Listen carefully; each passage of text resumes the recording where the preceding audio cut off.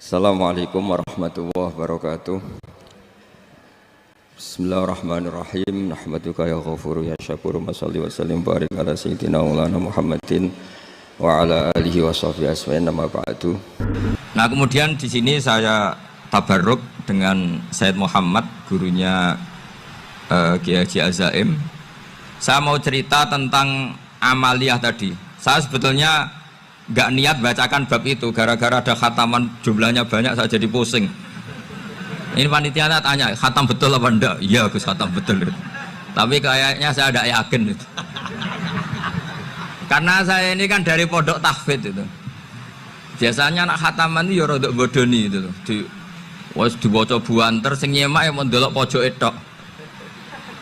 Mergo kebanteren. Nah, akhirnya lafat-lafat yang di tengah itu enggak di apa? Baca. Tapi ya semoga dimaafkan Allah lah. Yang jelas itu enggak. Tapi saya mau cerita ya. Jadi cara berpikir Sayyid Muhammad ini nanti juga saya teruskan di Ma'had Ali. Ini saya baca ya. Di antara yang diyakini madhab Malikiyah, ini saya baca saja teksnya. Jadi ada riwayat namanya, kalau Sayyid Muhammad bahasakan itu Ataqoh Somadiyah. Kalau di Indonesia kadang orang bilang Al-Ataqoh Al-Kubro, yaitu dengan membaca surat Ikhlas. Di sini jumlahnya hanya 100 kali, Kila 1000 kali. Tadi berapa semua? 700 juta ini sudah susuk banyak ini. Di sini hanya 40, riwayat lagi 100, 1000. Terus sampean tadi berapa? 800 juta. Wah, ini sudah susuk ini. Itu anak cucu sampean pasti masuk surga itu kalau gitu. Ini saya baca, ini kitabnya Sayyid Muhammad ini. Suratul Ikhlasi wal Itqu minan nar. Akhrajat Tabrani fil Kabir an Fairuz ad-Dailami wa Ibnu Ukhtin Najasi. Waqad khadaman Nabiyya sallallahu alaihi wasallam. Orang ini jadi khadimnya Nabi. Qala Rasulullah sallallahu alaihi wasallam, mangkoro akul huwallahu ahad mi'ata marrotin fis sholat aghiriha kata bawahu lahu baro'atan minan nar. Ini hanya berapa ini? Mi'ata marroh. Berarti kalau satu orang itu cukup 100. Tadi sudah untuk 7 turunan tadi. Untuk orang berapa? 800 juta. Ya, untuk 7 turunan cukup ya? Cukup. Untuk 7 turunan ya, sudah susuk ini, sudah susuk ini. Aduh, ribet ini. Nah, ini tak cari pembenarannya, ini supaya keren. Ini di halaman 188 Abwabul Farad. Warwa Ibrahim bin Muhammad al-Khiyari fi fawaitihi an Hudzaifah marfu'an. Man qara'a qul huwallahu ahad alfa marratin faqad ishtara nafsahu minallah. Berarti 100, ada riwayat lagi 1000. Nanti tak carikan lagi yang berapa? 1 miliar mungkin. Jangan dengar banyak-banyak. Nah, ini saya baca ya. Wa hadzal adatu huwa al-ma'rufu bi ataqatis somadiyah.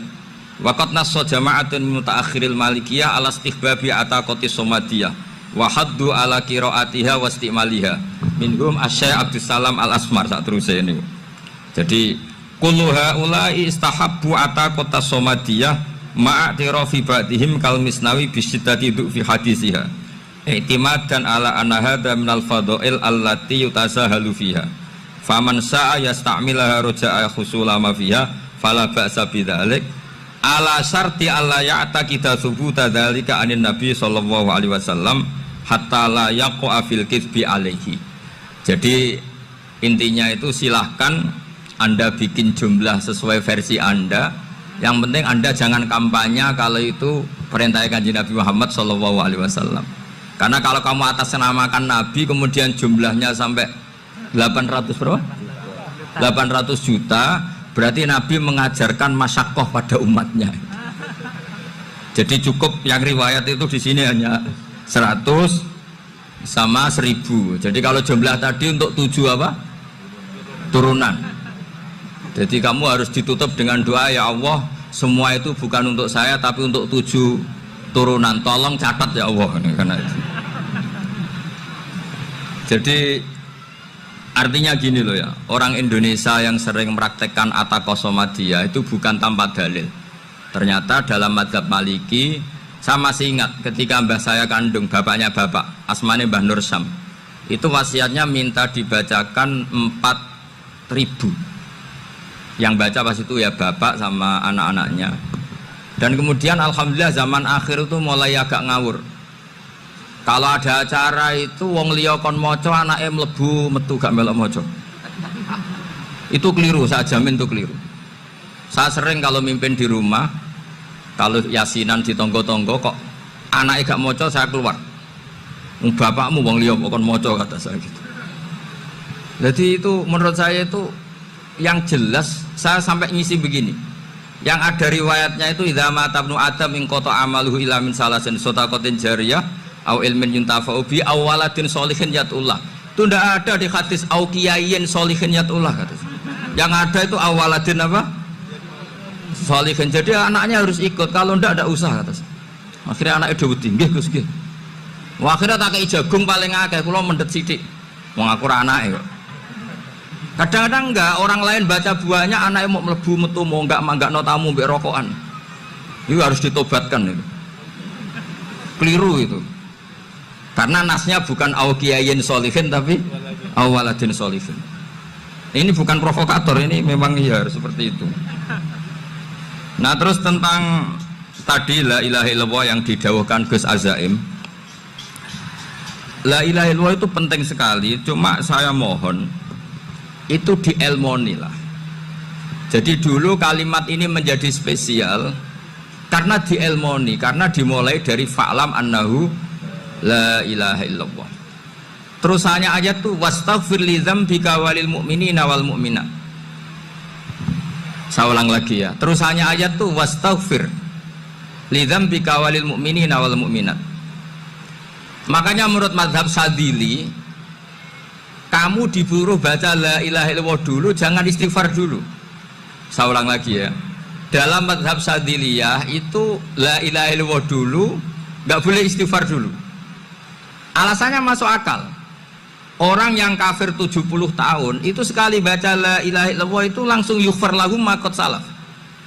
Sehingga la ilaha illallah sendiri sudah punya kekuatan supaya dosa kita diampuni.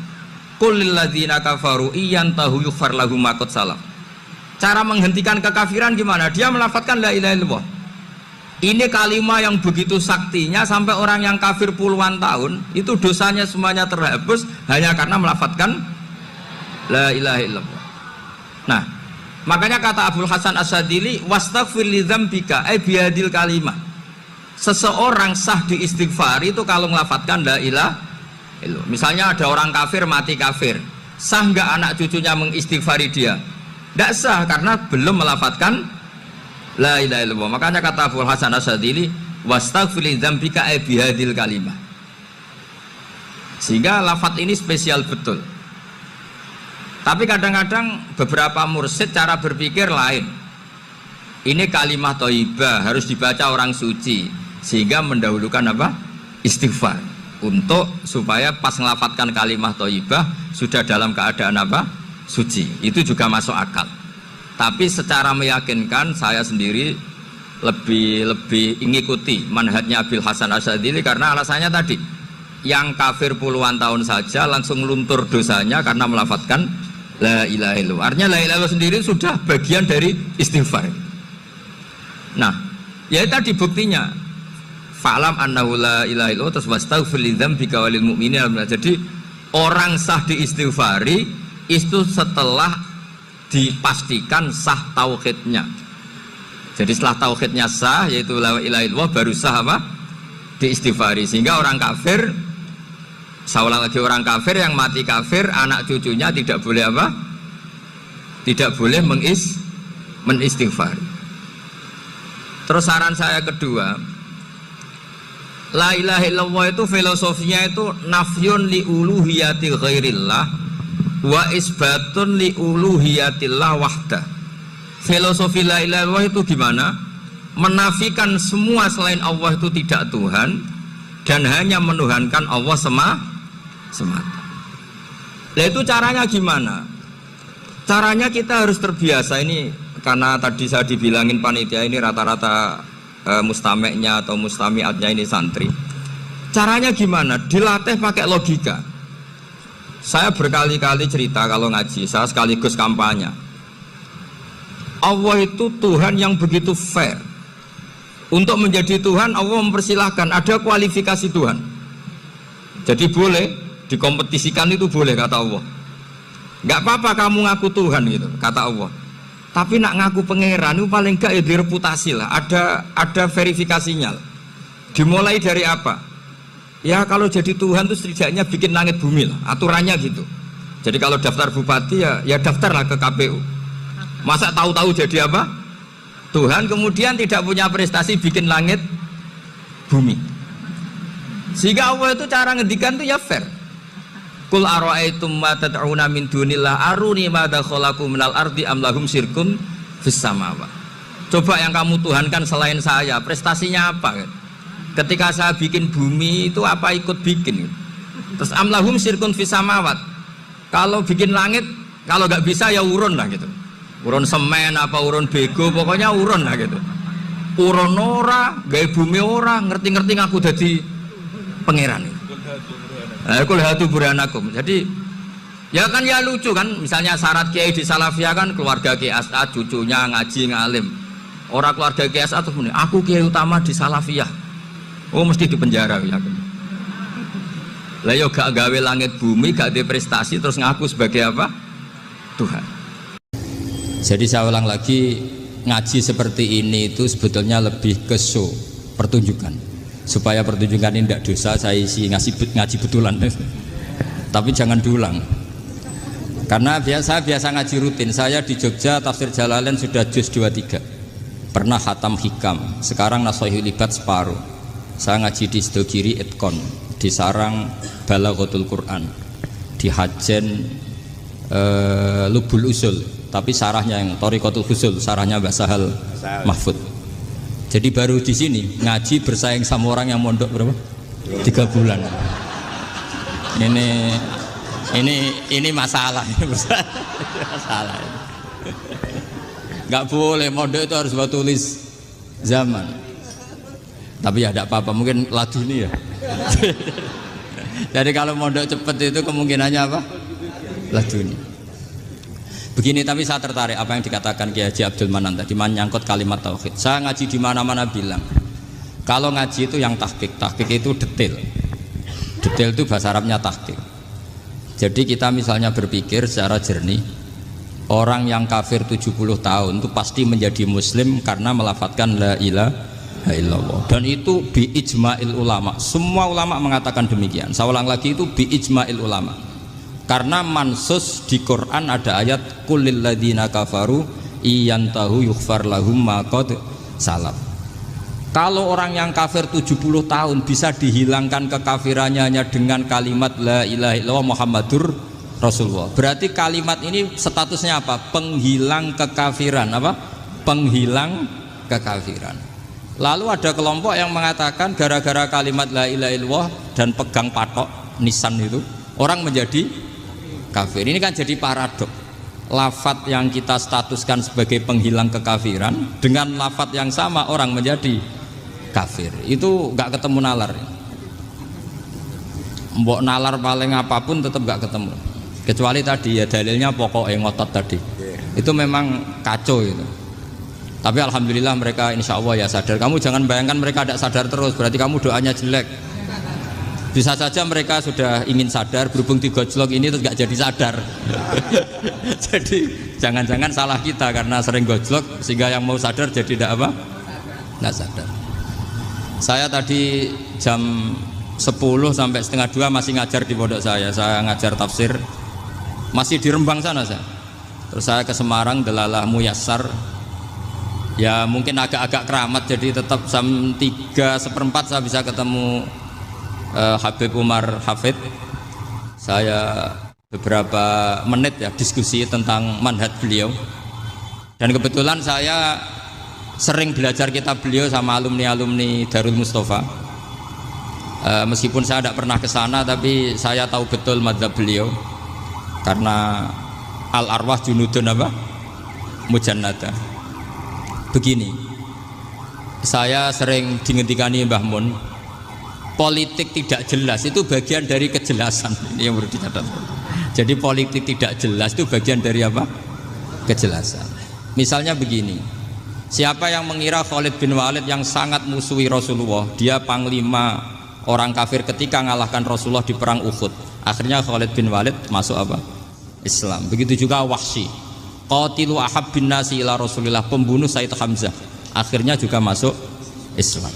Begitu juga Abu Sufyan, dia pemimpin besar kafir Mekah ketika perang Badar, ketika perang Khandaq, akhirnya juga Islam dan menjadi mertua Rasulullah Shallallahu Alaihi Wasallam. Dari fakta ini kemudian banyak ulama alim yang ngambil sikap itu ya coro Jawa itu anggang-anggang itu gak tegas, tapi gak tegas dari rumusan ilmu yang detail. Saya ulang lagi, gak tegas tapi dari rumusan ilmu yang apa? Detail. Bisa saja orang yang sekarang kafir suatu saat mukmin atau muslim. Bisa saja yang sekarang sedang fasik suatu saat soleh. Bisa saja yang mondok 3 bulan rois PBNU.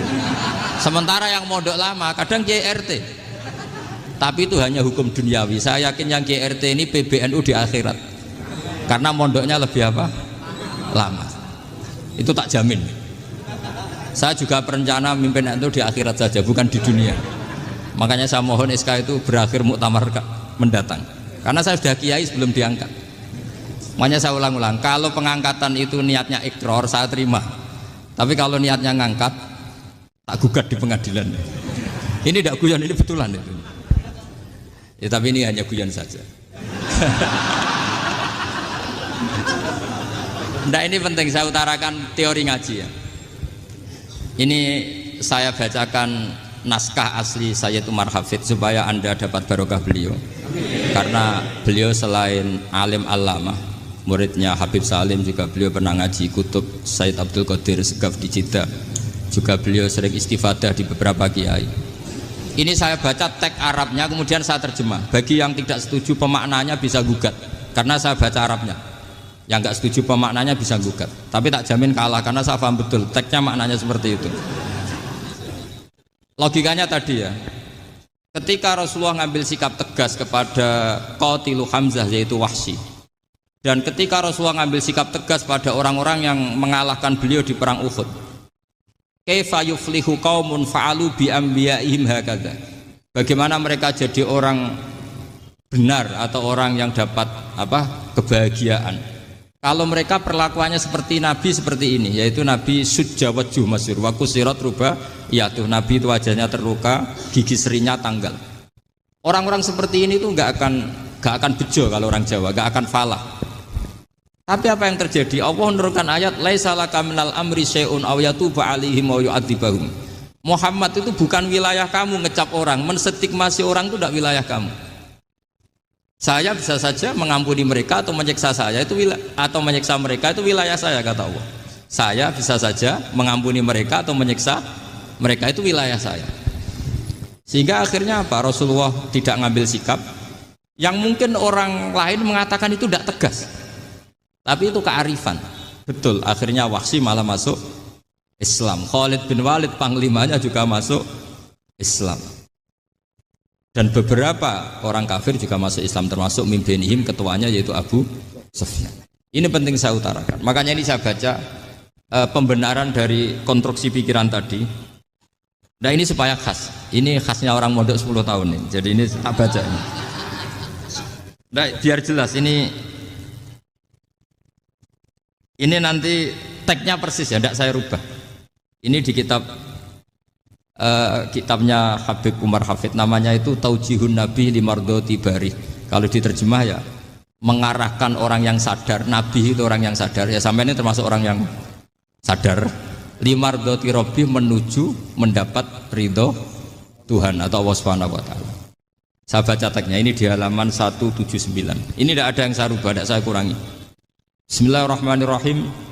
Fala buddha an wattina qulubana ala annana khodamatu ahli hadal qaul wa yattali Allah min qulubina annana na'taqidu imkaniyata ayyasfa fi ahadina yaumal qiyamati man huwal ana kafirun yuslimu faya'lu sya'nu indal haqqi fayakunu sababan li kholasika fil qiyamah yumkinu dzalik.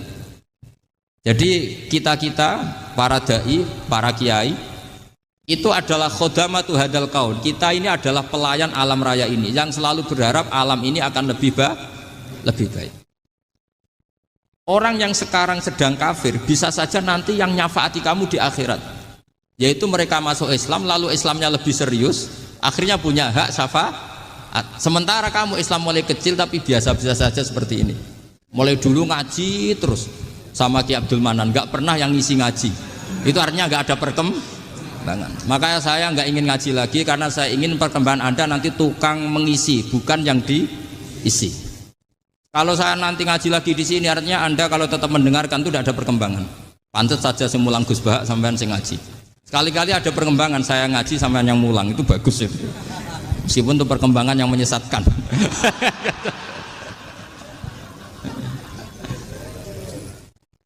Ini penting saya utarakan, ini dawuhnya Said Umar ya. Orang yang sekarang sedang kafir bisa saja orang ini nanti nyafaati kamu, yaitu beliau orang ini Islam, kemudian Islamnya serius, maka punya hak syafaat. Sementara kamu Islamnya biasa-biasa saja. Itu masyhur kayak Sayyidina Umar. Sayyidina Umar Islam di hari itu langsung makomnya makom yang a'la, sehingga mengalahkan yang sudah Islam lebih lama. Karena Islamnya Umar itu menjadi izzatul Islam betul. Makanya jangan benci orang tegas teman-teman, kadang ya ada baiknya. Abu Bakar itu sudah Islam tapi layinal janib, orangnya santun. Kalau dipisoi orang yang menengahi lah, kira-kira seperti itu. Begitu juga Bilal, Ammar, Suhaib. Singkat cerita, Rasulullah itu sering dibully ya, sering disiksa orang-orang kafir. Rasulullah berharap, wah kalau yang Islam gini terus repot. Melihat Umar ini petarung di pasar Uka, dia dapat uang itu kalau tarung, menangan. Kata Rasulullah, kalau ini yang Islam ya bagus. Beliau berdoa, Allahumma aizal Islam bi Umar. Itu kira-kira 2 hari dari doa beliau, Umar masuk Islam. Itu pertama masuk Islam itu orang-orang kafir diparani. Kalau kamu ganggu Rasulullah Muhammad tak bunuh. Semenjak itu orang kafir yang gentenan sembunyi. Sehingga kata para mereka yang Islam selalu jaya mut aslama Umar, ketika Umar masuk Islam. Itu dalam 1 hari Islam itu Rasulullah sudah ngendikan Umar yang Islam sehari ini imannya kalau ditimbang separuh ahli dunia masih unggul sama Islamnya Umar. Nah bisa saja seperti itu. Jadi saya minta sama teman-teman yang mencintai ilmu, tidak tegas itu bagian dari ketegasan dalam ilmiah. Karena kita ini tidak mengendalikan dunia, tidak mengendalikan hidayat, hanya Allah piyambak yang ngasih hidayat. Maka sikap kita laisalaka minal amri syai'un aw yatuba alaihim aw yu'adzibahum. Rasulullah yang ahabbul khalqi ilallah saja tidak boleh tegas karena semuanya potensi itu ada. Cuma kita tegas dalam kebenaran saja, tapi nggak perlu tegas dalam mengawal kebenaran. Kenapa demikian? Karena Islam ini agama yang akan dijaga Allah ila yaumil. Yang jaga Islam bukan PBNU, bukan PP Muhammadiyah, bukan kiai. Yang menjaga Islam namun Allah Subhanahu wa taala.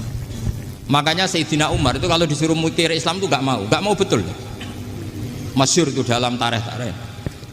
Umar mimpin itu sukses, banyak futuhat.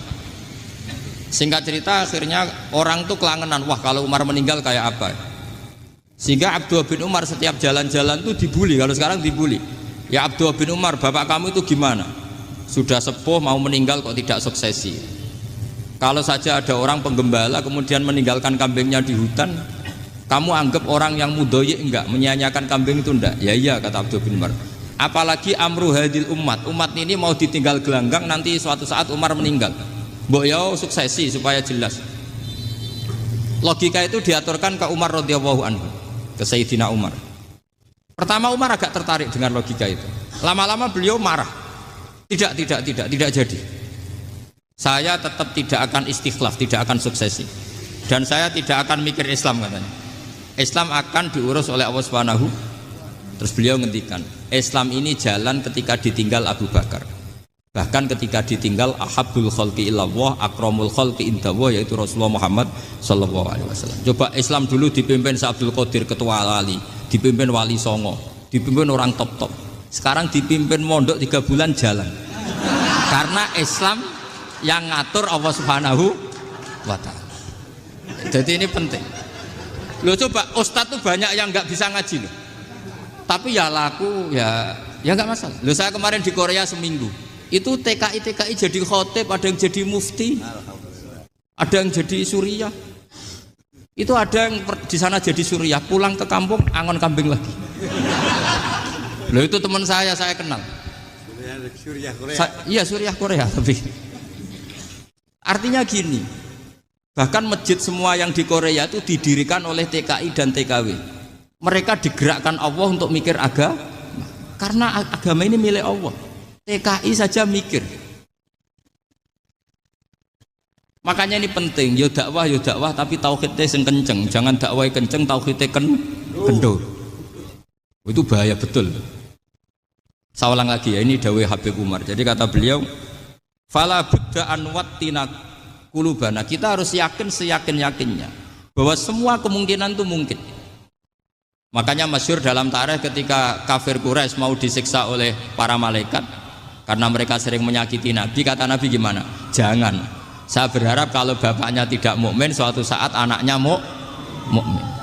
Masyhur dalam tarikh. Musuh Nabi besar siapa? Walid bin Mughirah. Punya anak Khalid bin Walid. Abu Lahab punya anak Darrah, itu mukminah yang baik.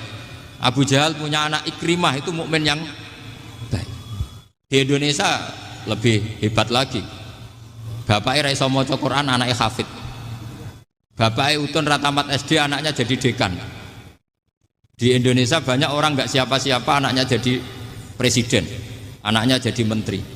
Artinya jangan karena bapaknya kafir kamu nganggap anak turunnya pasti selalu kafir. Teori itu sudah salah zaman Rasulullah. Yaitu Walid akhirnya punya anak Khalid, Abu Lahab punya anak Darrah. Terus siapa? Abu Jahal punya anak siapa? Ini penting saya utarakan karena dakwah kalau terlalu semangat, nanti kalau menghilangkan tauhid bahaya. Tetap innal huda. Uni Soviet kayak apa? Mengkooptasi negara-negara sekelilingnya sampai jadi Zuni.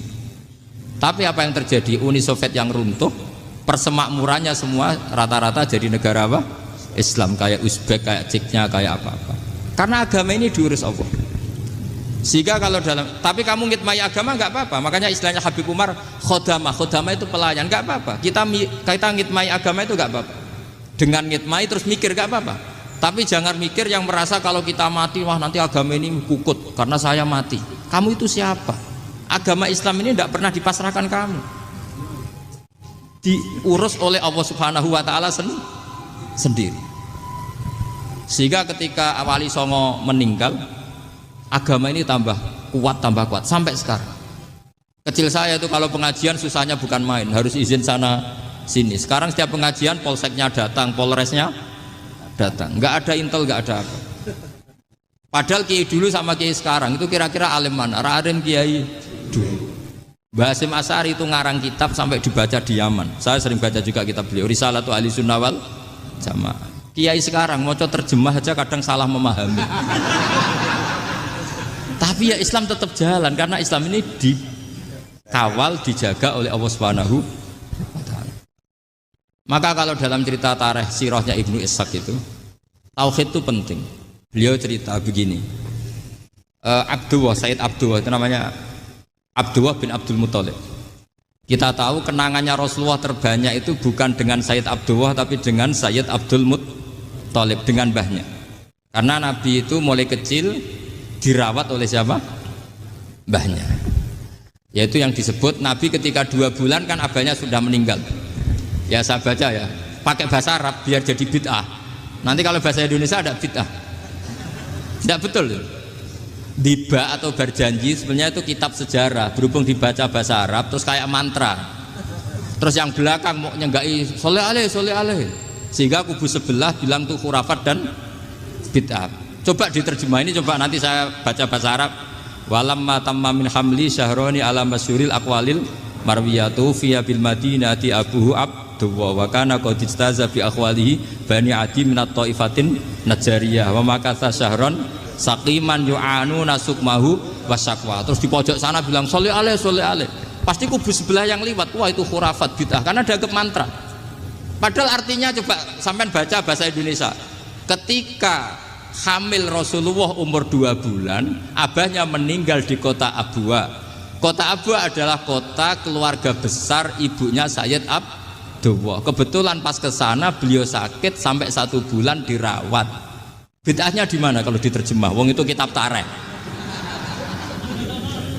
Makanya saya nggak tahu yang membid'ah-bid'ahkan tiba itu karena tadi. Tapi sampean juga ikut salah karena nyenggai sholawatan tok itu. Jadi makanya saya bilang tadi kalau bahasa Arab bid'ah, kalau sudah terjemah tidak bid'ah karena kelihatan kalau itu hanya kitab tarikh.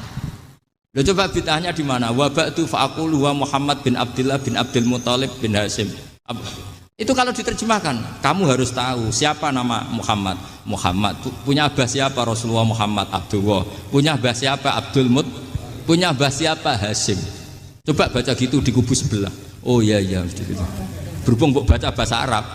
Wa ba'du fa'aqulu wa Muhammad bin Abdullah bin Abdul Muthalib bin Hashim. Jadi itu hanya salah baca saja itu. Maksudnya salah yang hukumi, bukan salah yang baca, salah yang apa? Hukumi. Sayyid Abdullah ini orang yang tauhidnya sangat kuat. Sayyid Abdul Muthalib lebih kuat lagi. Saya cerita sedikit betapa pentingnya tauhid. Ketika pasukan Abraha bawa pasukan gajah mau menyerang apa? Ka'bah. Itu sebelum menyerang itu semua aset-aset milik orang kafir Quraisy, milik orang Quraisy lah. Itu ditawan, diambil, termasuk milik Sayyid Abdul Muthalib, milik Abdul Muthalib. Terus ketika mau masuk Ka'bah, mau masuk Mekah, kata Abraha, man sayyidu hadal wadi, siapa yang kamu tuakan, yang kamu pertuan di sini? Oh, Abdul Muthalib. Abdul Muthalib itu dipanggil, itu auranya luar biasa. Abraha yang di tempat perkemahannya itu harus duduk di atas karena dia raja, itu duduk di atas gak berani. Saking wibawanya Abdul Muthalib, ini mbahnya Rasulullah. Akhirnya Abraha bilang gini, saya duduk di bawah tidak mungkin karena saya raja. Kamu duduk jejer saya tidak mungkin karena nanti umat saya kecewa karena raja kok disaingin gitu. Ya sudah, sambil berdiri-diri kita ngomong. Akhirnya Sayyid Abdul Muthalib tadi diomongin gini, saya itu tidak ingin merusak orang-orang Mekah, orang-orang Quraisy. Saya hanya kecewa punya tempat ibadah dikencingi, diberakin sehingga saya mau merubuhkan Ka'bah. Tapi dengan damai, nggak ada perang. Apa jawabnya Abdul Muthalib? Lucu. Nggak apa-apa, Ka'bah kamu robohkan silakan, nggak apa-apa. Yang penting unta saya yang kamu sita kembalikan. Harta saya yang 100 unta kamu sita kamu kembalikan. Itu Abraha kagetnya bukan main. Kaget karena kamu itu pemimpin apa? Tadi saya hormat kamu karena kamu tak anggap orang hebat. Hadhil Ka'bah dinu abaika, ini Ka'bah itu agama kamu. Pas saya hancurkan kok kamu tenang-tenang saja. Padahal pas mau saya hancurkan kamu tenang-tenang saja, malah tanya unta kamu itu gimana? Apa jawabnya Abdul Muthalib? Inna lihadal baiti rabban hamahu. Sebab Ka'bah itu ada yang punya dan pasti akan melindungi Ka'bah. Tapi kalau unta itu milik saya, ini urusan saya, ini unta. Jadi inna lihadal baiti rabban hamahu itu tidak milik saya, itu ada yang punya. Ya sudah, biar yang punya aja yang jaga, itu tidak urusan saya. Akhirnya unta dikembalikan, aman deh, untung double. Terus akhirnya dia ke Ka'bah, fa'akhudha bi halaqatil bab, karena dulu apa itu halaqatil bab, karena dulu itu yang dipakai apa itu pegangan itu bentuknya apa? Bulat, makanya diistilahkan halaqah apa? Bulat. Kalau sekarang halaqah ilmiah itu seminar. Iya. Halaqah dituburuhi lain lagi. Iya. Pegang terus bilang gini, kata Abdul Muthalib, ya Allah, Ka'bah ini mau dihancurkan oleh Abraha. Ka'bah ini milik kamu. Saya mau ke gunung, mau melihat apa yang kau lakukan terhadap orang yang mau merusak Ka'bah. Terus Abdul Muthalib bilang ke umatnya, waya qaumi, ayo kita ke gunung melihat ma fa'ala rabbuna, apa yang akan dilakukan Tuhan kita terhadap orang yang mau menghancurkan Ka'bah. Jadi santai saja, santai. Terus Abdul Muthalib naik gunung sama orang-orang Quraisy. Abraha datang mau merusak Ka'bah, terus terjadi alam taro kaifa fa'ala rabbuka bi ashabil fil. Itu melihat, dan betul Ka'bah dijaga Allah. Islam juga gitu. Ketika Islam dikooptasi Uni Soviet, semua ulama, semua wali perasaannya hanya nunggu kehancuran Uni Soviet, karena pasti agama ini dijaga. Saya setiap sholat, setiap munajat, ketika baca Rabbana lakal hamdu bil samawati wa mil'ul ardi. Dulu saya iskal itu janggal. Ya Allah, engkau zat yang layak dipuji, yang pujian itu memenuhi langit dan bumi. Pikiran saya kalau bumi ateis itu mujinya kayak apa? Tapi Masya Allah ketika saya datang di Korea, bumi ateis, ternyata di sana banyak masjid, banyak tasbih, bahkan ada sakduna di sana. Karena Allah sudah ngendikan lakal hamdu mil'us samawati wa mil'ul ardi. Dan sekarang nyata, semua bumi ateis, bumi apa saja, ada tasbihnya, ada tahmidnya. Makanya sadaqallahul adzim ketika ngendikan sanurihim ayatina fil afaq walladzi arsala rasulahu bil huda dinil haqqi liyuzhirahu 'alad dini kulli. Makanya saya mohon sekali bahwa agama ini harus kamu khidmah. Tapi enggak boleh kamu pikir. Atau dibaliklah, khidmah maka memikir. Tapi tidak usah GR bahwa agama ini diserahkan sampean. Saya juga gak ridho. Agama kok diurus orang-orang kayak gini, kayak apa nasibnya? Jadi ini penting karena rata-rata kiai alim itu tidak jelas. Terus oleh orang-orang yang nggak pernah ngaji itu, wah ini nggak jelas, nggak tegas. Islam itu harus tegas. Maksudnya tegas itu kayak apa? Tegas itu di wilayah kita. Kalau istri kamu mau diperkosa orang itu boleh tegas, itu wilayah kamu. Tapi kalau hidayat itu wilayahnya Allah Subhanahu wa Ta'ala. Kita tidak pernah tahu. Bahkan yang sudah Islam saja, nyuwun sewu, itu nggak ada jaminan mati husnul. Kita tahu dalam sejarah Sa'labah itu dapat gelar hamamatul masjid, merpatinya masjid. Tapi kita tahu akhirnya Sa'labah itu apa? Su'ul khotimah. Sampai dalam Islam selalu diajarkan ya muqallibal qulub tsabbit qalbi ala din.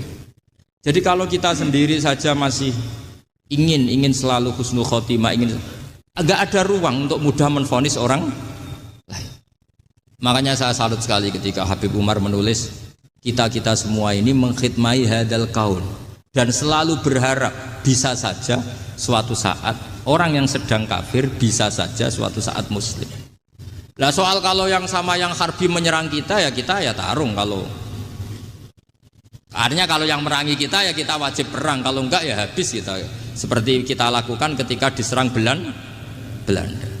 Tapi ketika mereka musta'man, dhimmi, mu'ahad, orang-orang kafir yang mau berdamai dengan kita ya kita damai. Sebagaimana yang dilakukan Rasulullah SAW ketika berdamai dengan kafir Quraisy yang dipimpin Suhail bin Amr. Masyhur itu dalam tarikh. Singkat cerita kan Sayyidina Ali ini pernah konflik sama orang Khawarij.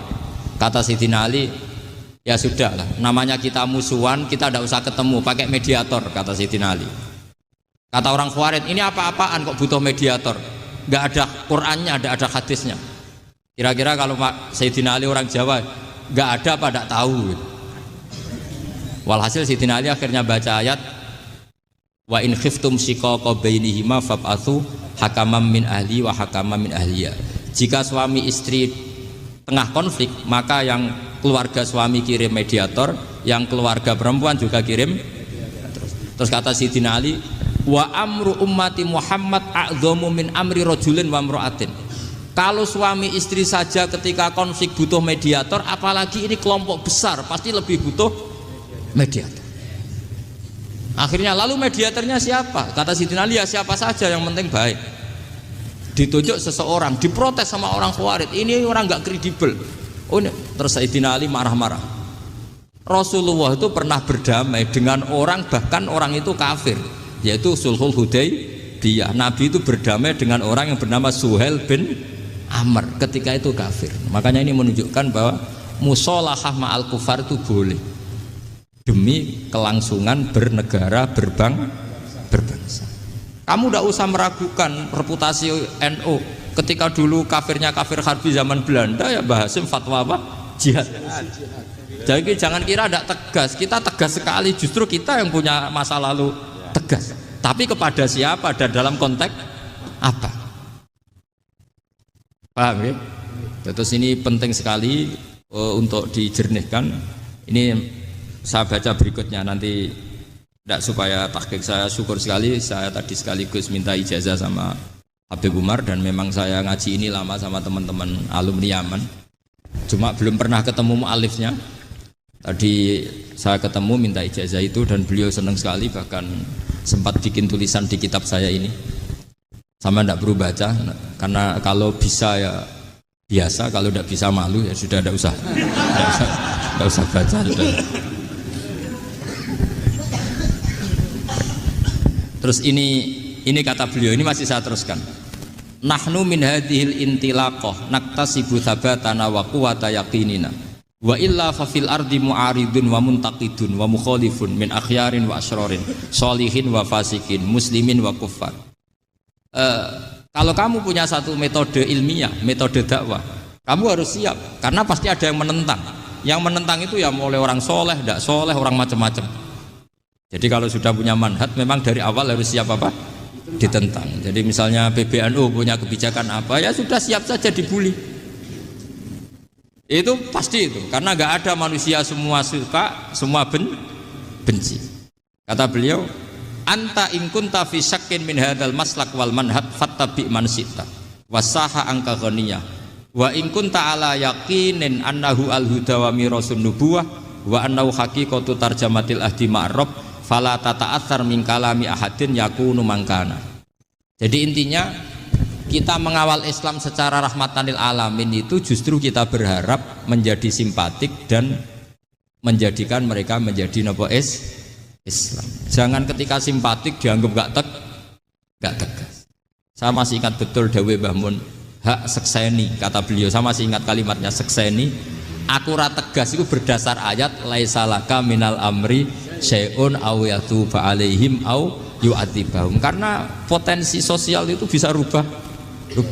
Orang yang sekarang kawan kamu bisa saja suatu saat jadi musuh. Yang sekarang musuh kamu bisa saja suatu saat jadi kawan. Terus kamu ngambil sikap tegas dalam sesuatu yang nggak stabil seperti ini, lalu tegas itu kan nggak pada tempatnya.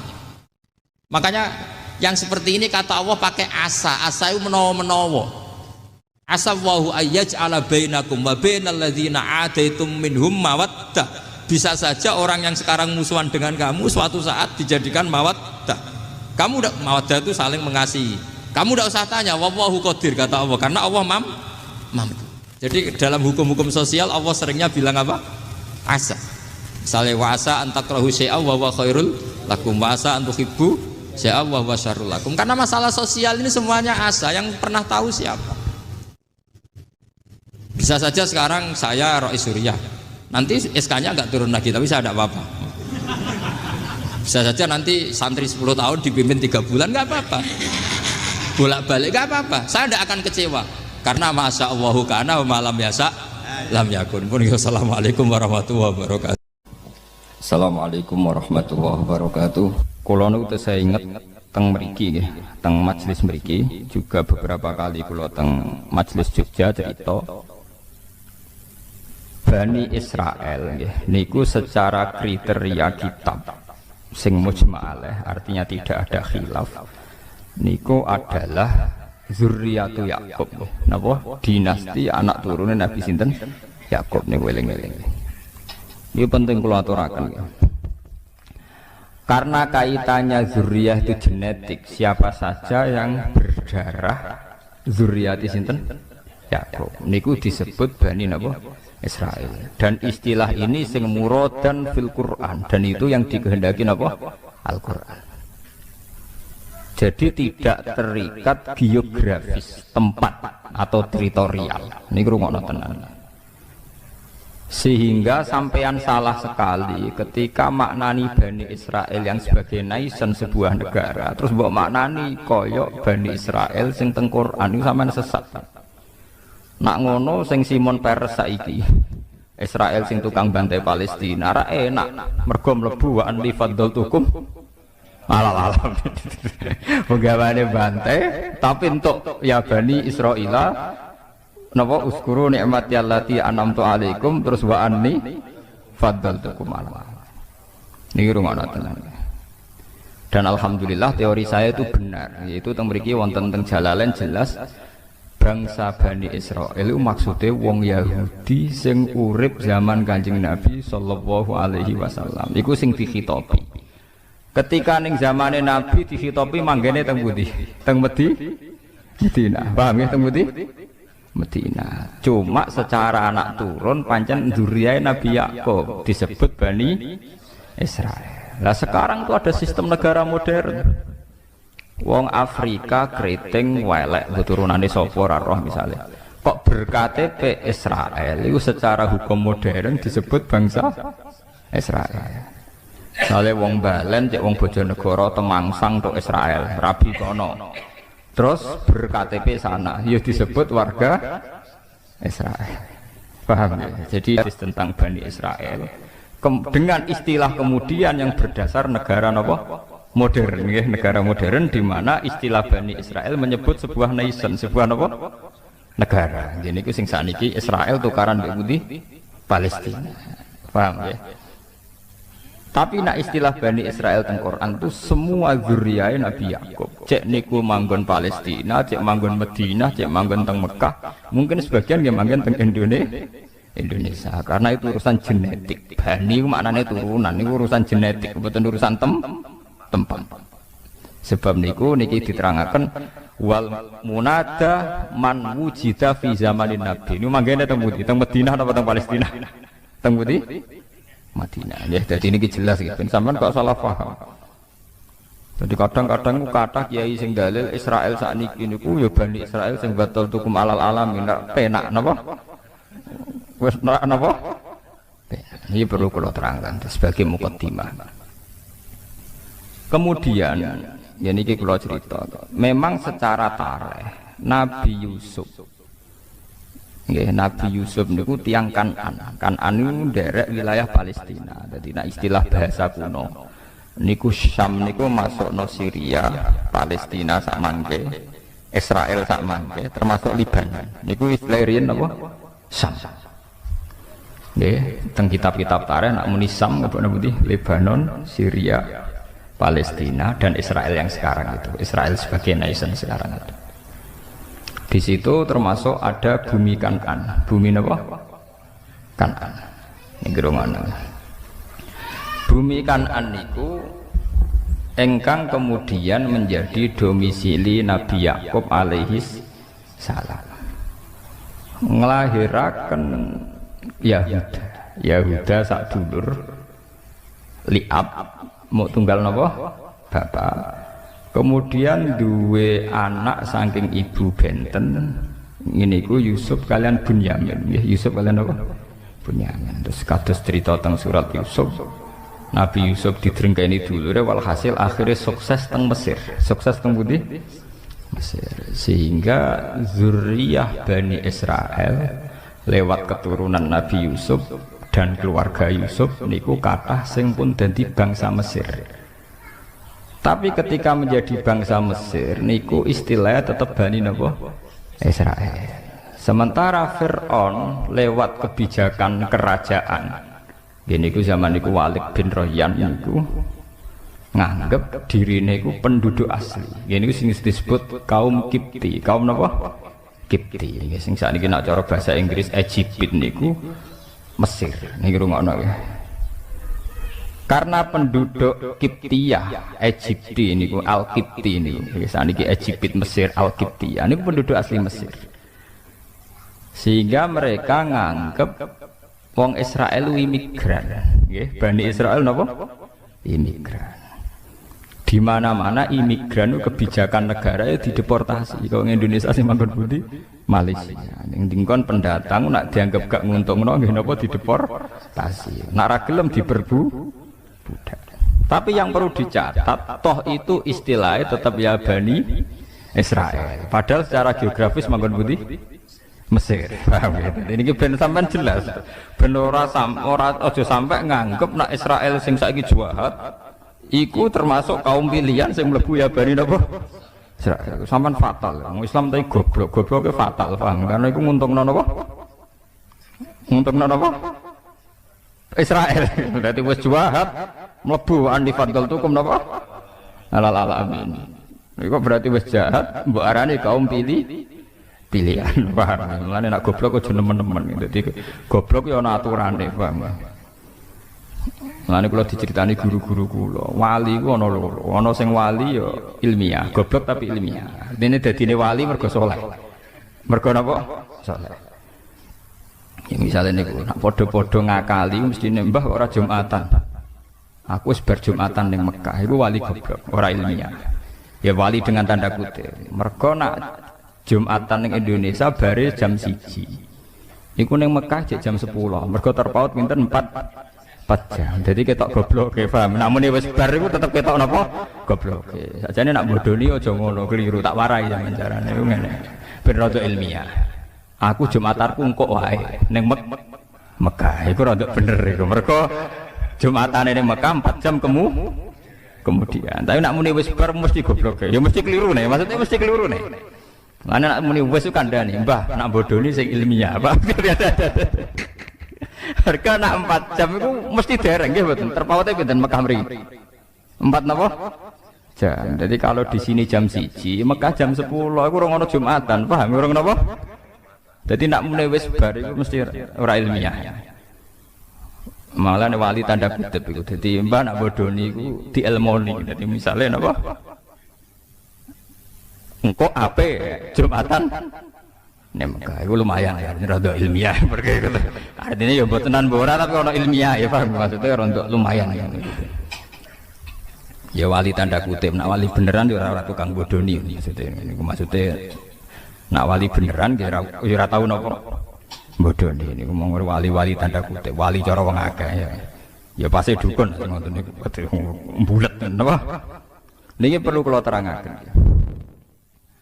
Kulo itu beberapa kali ikut seminar dan beberapa kali memberi gambaran. Pak Bahak sebetulnya Israel itu versi Al-Quran itu kayak apa? Bahkan di beberapa universitas Jogja itu ya jadi penelitian. Ironisnya PBB sekalipun itu pakai peta sejarah yang mengacu keberadaan Nabi Musa, Nabi Yakub, Nabi Ishak dan Nabi Ibrahim alaihimus salam.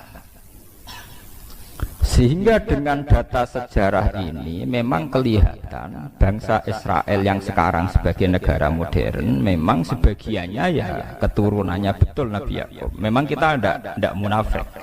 Kita secara gentleman, saya bilang secara gentleman Israel yang sekarang memang sebagian besar ya masih turunannya Nabi Yakub, Nabi Ishak. Kita fair. Tapi kalau acuannya demikian, yang berhak terhadap Israel juga bangsa Arab. Makanya PBB juga harus mendengarkan klaimnya bangsa Arab. Bangsa Arab juga merasa keturunan Israel. Mulane kula bolak-balik teng ngaji mriki cerita. Wong Islam ora ngarah gedeng Yahudi nemen-nemen. Wong Yahudi ora iso gedeng Islam nemen-nemen. Mergo nembe misahna. Paham? Lho mboten sepundi. Yahuda niku sing leluhure wong Yahudi jenenge Yahuda. Yahuda bin Yakub bin Ishak bin Ibrahim. Kabeh ahli tarikh sepakat Yahuda bin Yakub bin Ishak bin Ibrahim. Saking ibu Sarah nggih, ibu sinten? Sarah. Nabi Ibrahim duwe garwa Siti Hajar sing didakok teng Mekah sing disebut inni askantu min dzurriyyati biwadin ghairi dzi zar'in inda baitikal muharram. Kemudian Nabi Ibrahim lewat Hajar gada anak Nabi Ismail. Berarti Ismail ambek Nabi Ishak nggih dulur liab. Dulur napa? Lil'ab. Lewat Ismail niki melahirkan bangsa Arab sing asli. Ini ku kabilah Jurhum sampai ke Sayyid Adnan. Sayyid Adnan bi ijma'i ahli tarikh ngelahirakan dugi Abdul Muthalib, dugi Sayyid Abdullah, dugi Kanjeng Nabi Muhammad sallallahu alaihi wasallam. Mulane jare tiba jare berjanji wa adnanu bila raibin intadzawil ulumin nasabiyah ila dzabihi napa Ismail. Kalau teori kepemilikan Palestina berdasar genetik, nak ngono ya ora kudu Israel sing saiki, bangsa Arab pun berhak karena secara keturunan kenapa? Sama nggih, sama-sama bapak induke Nabi sinten Ibrahim. Mulane bangsa. Lah tapi sejarah yang ditulis Barat itu yang untungkan Israel saja. Gini ku dimulai saking Yahuda, nggih, saking napa? Yahuda. Paham gini ben sampean kertas sejarah nggih.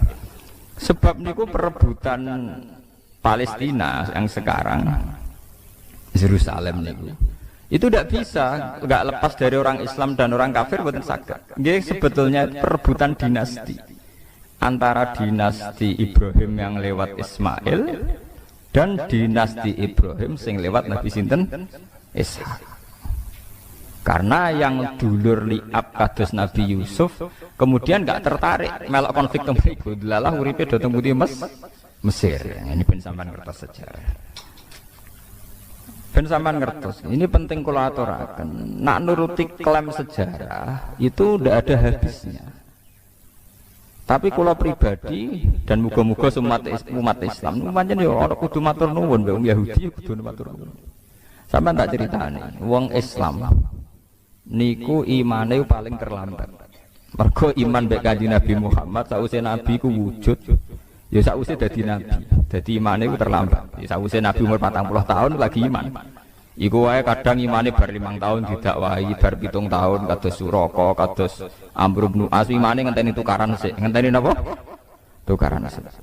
Bareng Nabi ditukari terus sabar sesuai iman. Tapi nak imane Yahudi mboten, Nabi rong wujud wis iman. Wis napa? Iman. Mulane teng tarikh-tarikh wonten paradok. Di tarikh-tarikh itu ada paradok dan itu semuanya nyata. Di awal dalailun nubuwah. Nggih kula baleni malih nggih. Di awal dalailun nubuwah, alamat-alamat kenabian mesti sing beritakno iku rohib. Pendeta Yahudi atau pendeta napa Nas? Rohib. Tapi engko nek wis cerita kenabian musuh besar Kanjeng Nabi wong Yahudi wong Nasrani.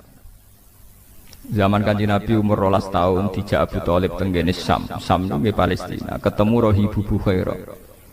Karena mereka mitra dagang, Abu Thalib iku sapa? Ki anakku. Kowe mesti bodoni Abu Thalib. Lah kowe kok ora nak bodoni. Saiki ku wis jelas-jelas calon nabi, ciri-cirine jelas nabi. Berarti ra ngarah anakmu. Wis Abu Thalib lha apa hubungane? Ciri nabi akhir zaman ora raine ya wis ngene iki, gantenge saiki, wae jelas saiki. Iku cirine bapake mati pas jek ning kandungan. Dadi ra mungkin iki anak.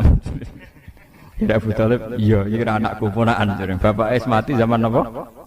Ning kandungan. Terus jare Ibu Bukhairah, ya nak ngono aja terus nodok Palestina. Pasti anak ini mau dibunuh orang Yahudi. Mereka orang Yahudi ingin semua nabi dari kelompok mereka. Ya akhirnya walhasil gak dipateni, balik nang Mekah. Ketika Nabi umur 19 tahun, mulai jadi karyawan, jadi pedagang. Termasuk dagang duwe tuan bos jenenge Khadijah. Khadijah gada paman Nasrani ahli Injil. Gini ku sing jenenge Waraqah bin sinten Naufal. Niku beberapa kali Khadijah ngaji tentang alamatin nubuwah. Dia yakin calon nabi ya karyawane iku sing jenenge Muhammad. Terus jare Khadijah, Maisarah jeneng lanang. Pelayanku jenenge Maisarah jeneng lanang. Ora mbok anggap nabi bareng Maisarah. Anggap jeneng napa? Wedok. Maisarah Muhammad itu kawal terus. Terus segala keajaiban yang terkait Muhammad kandakno aku. Ternyata ketika perjalanan gini ku wau tuzilluhul ghamamah tuti'uhus sahaib. Dadi ning gone padang pasir sing panas tiap nabi liwat dibarengi mendung. Nak nabi ngiyup ning wit iku anut arah matahari sehingga nabi selalu untuk bayang-bayang untuk iyup-iyupan. Walhasil Maisarah cerita, wah caniku pancen luar biasa. Gak tahu kena panas mergo dalam perjalanan mesti diikuti napa? Mendung, diikuti awan. Terus jare Khadijah, lahu wa mesti ya iku calon nabi. Akhirnya Khadijah yang karya siap jadi untuk bojone, untuk rabi mek karyawan. Tapi karyawan calon napa? Nabi ora karyawan calon kere ngetekno donya dadi karyawan tapi calon napa? Nabi. Dia yakin sekali. Makanya dalam sejarah ketika Nabi itu memang ummi gitu. Nabi itu memang sisine ku ummi ku ora pahaman. Keibu-ibuan. Jadi beliau itu tidak bisa baca, tidak bisa tulis sehingga tidak banyak referensi tentang nubuwah ya. Tidak banyak referensi tentang nubuwah. Dalam sejarah-sejarah ketika Nabi pertama ngertos malaikat Jibril teng Guwa Hira niku kaget tenan. Karena Nabi tidak punya pengalaman sama sekali, ummi. Malaikat Jibril disangka malaikat mati itu disangka weden. Ndruwedeg. Tapi apa yang terjadi? Ketika beliau pertama kali cerita pada Khadijah. Iki bukti bahwa Khadijah cukup banyak pengetahuannya. Gini sampai ben mengingat-ingat tarikh lagi sing nate ngaji. Khadijah dengan segudang referensi, segudang maroje, segudang dialektika akal. Bareng diceritani, aku mau ngerti iku. Wonge putih nggo wanteng ning guwa. Malah marahi aku Iqra bismi rabbika. Aku wedi ndredeg. Terus jarene Kanjeng Nabi zamiluni aku kemuli, bareng bar kemuli terus kon cerita. Tapi ketika cerita Khadijah sewenenge pot. Jadi gamane cara Jawa, ya ini mas yang saya tunggu-tunggu. Saya yakin ini akan terjadi. Jadi orang grogi blas. Karena Khadijah yakin ciri utama kenabian dimulai min rosil arba'in saking umur pinten 40 tahun. Sehingga Khadijah lah sing nyeneng-nyeneng Kanjeng Nabi. Paham ya napa? Andaikan Khadijah dari awal tidak punya referensi ku calon nabi, mungkin dia melok kaget pisan. Ketemu sapa Mas? Iku gerduwo ta setan ta iblis kan gitu. Tidak ada dalam tarikh. Setelah diceritani gitu Khadijah malah pede, malah yakin. Berarti aku gak salah pilihan iki calon nabi napa? Tenan. Bahkan Nabi saat itu penasihatnya ke Khadijah. Paginya dibawa ke pamannya yaitu Waraqah bin Naufal. Ketika dibawa jari Waraqah bin Naufal, "Yabna akhi, dulu anake dulurku, kowe cerita." Bareng cerita, Waraqah langsung nyaut, "Hadzal namus alladzi ja'a bihi Musa." Yaiku sing teko ning kowe padha sing teko ning Nabi Musa. Artinya apa? Secepat-cepatnya umat Islam iman ngenteni Kanjeng Nabi wis wujud, ngenteni bar 40 tahun, ngenteni bar dakwah, ngenteni bar salah paham macam-macam ku lagi Islam. Jadi Islame sampeyan ning Nabi Muhammad itu terlambat paham. Dhisik Islame wong Yahudi, mereka tahu sedurunge wujud sinten? Nabi, paham ya? Lha niki tenan nih. Wong Yahudi wong Nasrani. Tapi nggih pun ngoten niku pun sunnatullah. Bareng Kanjeng Nabi wujud tenan, dadi nabi tenan. Sing iman tenanan niku wong sing Islame anyaran. Yaiku para sahabat. Sing dhisik nerkenalno Nabi Muhammad apa ana nabi akhir zaman, gentenan musuh. Nah niku ampun sunnatullah niku ora tak pikir ora nabi tok. Sampeyan duwe anak digadang-gadang bodhe musuhe rebutan donya mbek anake. Jadi itu fenomena sosial. Makanya ini Quran disebut wa kanu min qablu yastaftihuna 'alal ladzina kafaru falamma ja'ahum ma'arafu kafaru. Sebelum Nabi Muhammad wujud secara nyata iku wong Yahudi wong Nasrani nak perang muni ya Allah bismi Muhammadin, atas nama Muhammad kula nyuwun tulung menangno. Jadi tiga wasilah tinggi sinten wasilah. Tapi ketika Muhammad wujud secara nyata falamma ja'ahum ma'arafu malah napa kafar. Jadi wong Yahudi kaya santri sing rada kurang ajar. Santri wanyaran mondok kenal Gus ku seneng ra karuan. Diceluk kiai ini seneng ra karuan. Sampeyan wis ngalim mbek Gus e musuhan. Mergo saingan golek pengaruh. Kowe pertama dadi masuk partai Demokrat cek Golkar. Ambek pimpinan wedine ra karuan. Tidak peluangnya sama ya kompetisi, si ikut. Jadi sajane padha wae donya iku wis padha wae. Ila yaumil kiamah ki ngoten niku. Kowe dhisik iso salaman mbek kiai nyucup wis seneng ra karuan. Kok ora mati-mati nganti tuwek. Pas wayahe kowe wis dadi kiai ya saingan. Wis tuwek mau leren mau gentenan. Jare sing tuwek nggih ngoten. Oh nom ra sopan. Dhisik alif bae tak ulang saiki mlete. Ya padha klirune. Wong dhek kader sukses kok nyesal, iku bahaya goblok pisan. Wong dhek kader sukses kenapa? Nyesal. Sing nom ya keliru pisan. Wong kiyaine umur dawa kok nyesal, iku ya keliru pisan. Iku padha setane, namane padha napa? Setan. Mulane kula dicucup ya rapati seneng. Perkarane ngoten niku kuat suwe ta ora oleh hormat. Manusa tukarane gampang. Beda partai kok ya mari tukaran. Beda pengaruh ya mari napa?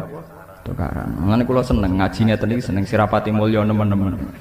Mergo sing drengki ya rapati semangat, mergo ya rapati mulya. Dampar tekmuli saja ta wis bar. Adek mulya nemen-nemen wis. Pidato ning podiume apik. Kiyaine terakhir nomor 5. Tiap MC sampai sambutan ning wabil khusus Al Mukarram Sahibul Fadilah Al Alim Al Alamah mbok nganti lali. Sampai tanggane ora roh. Mane wonten cerita ana kiai ning desa terbelakang. Misale jenenge Kurtubi ngene pokoke roe tanggane Kurtubi. Bareng santri ini betina khitabiyah wabil khusus al-alim al-alamah sohibul fandilah al-hajj Kiai Qurtubi dari tangga-tangga sarahku jenenge kok mau sitok Qurtubi kok cek iki kok akeh terus dari sing awam paling ora iku maksudnya mergo kesuwen oleh wabil khusus sohibul fandilah al-alim al-alamah piye karo alhamdulillah radhi nasib ngoten ora tau pidato dadi ora tau dikonokno. Mergo kula ndak yakin niku kuat suwe, paham? Kok beda partai ya kukut napa? Seneng pas-pasan wae. Beda napa? Partai. Anak mulya sak kula ngene iki sampean gedhe mu gedhe nyapane. Sing ngaji ngantuk, kadang ngomong-ngomong kan, kadang ya anget. Hebate opo? Sing hebat ki kula niku mergo ikhlas niku. Ampun kula terangaken. Mulane sampean gedeng Yahudi Nasrani nemen-nemen nggih keliru. Kelirune adalah tiga agama samawi ini pernah bersama-sama ngangkat tema kesamawiyaan, kelangitan. Umpama boten enten Yahudi, Nasrani, Islam, mungkin negara ini atau dunia ini sudah hancur lewat teori kapitalistik, materialis. Jadi soal kita gak cocok mbek wong Yahudi dalam banyak hal, gak cocok mbek wong Nasrani dalam banyak hal. Tapi pasti kita akan banyak sama juga dalam beberapa hal. Mulane Kanjeng Nabi dawuh la tusaddiquhum wa la tukadzibuhum. Nak wong Yahudi Nasrani cerita, kowe aja muni iya, nak muni iya kok nang goro. Tapi aja muni ora, nak muni ora kok nang iya. Misalnya orang Nasrani itu punya terminologi surga Eden. Ning Italia ngerono omah mewah-mewah jenenge Paradisa. Paradisa itu sangka kata Firdaus jamake Faradis. Wong Italia mutali Paradisa. Surga Eden, Eden ya Aden. Nak kowe tiap cerita wong Nasrani mbok gorohno, berarti kowe gorohno anane surga Eden, surga Paradisa. Tapi kowe muni iya ya keliru. Wong kono pangerane telu kowe muk sitok. Paham nggih? Niki kula aturaken. Mulane jare Quran wala tujadilu ahlal kitab illa billati hiya napa ahsan. Nggih niku masalah-masalah samawi. Itu masalah-masalah yang sekarang ugemi ini namung Yahudi, Nasrani, Islam.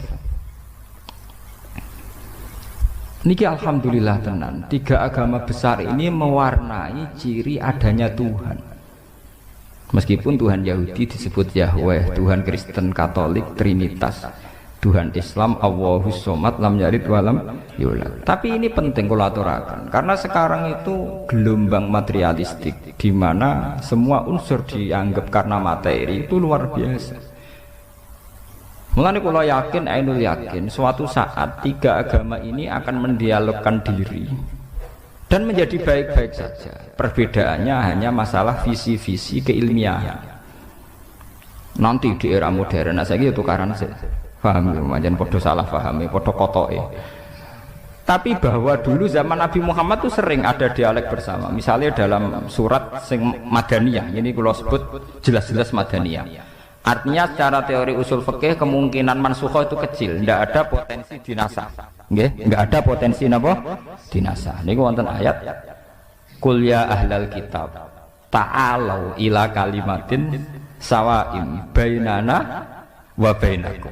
Jadi istilahnya hei ahli kitab. Ahli kitab maknanya Yahudi Nasrani. Ayo kita diskusi bersama-sama ila kalimatin sawa. Kita nyari titik temu bainana wa bainakum. Kita cari titik temu. Siapa yang layak jadi Tuhan? Allah na'budu illallah wala nusyrika bihi syai'an. Tetap wong Nasrani lah yakin. Misalnya ada Tuhan Bapak, Tuhan Anak, Tuhan Ibu, tetap ditakoki.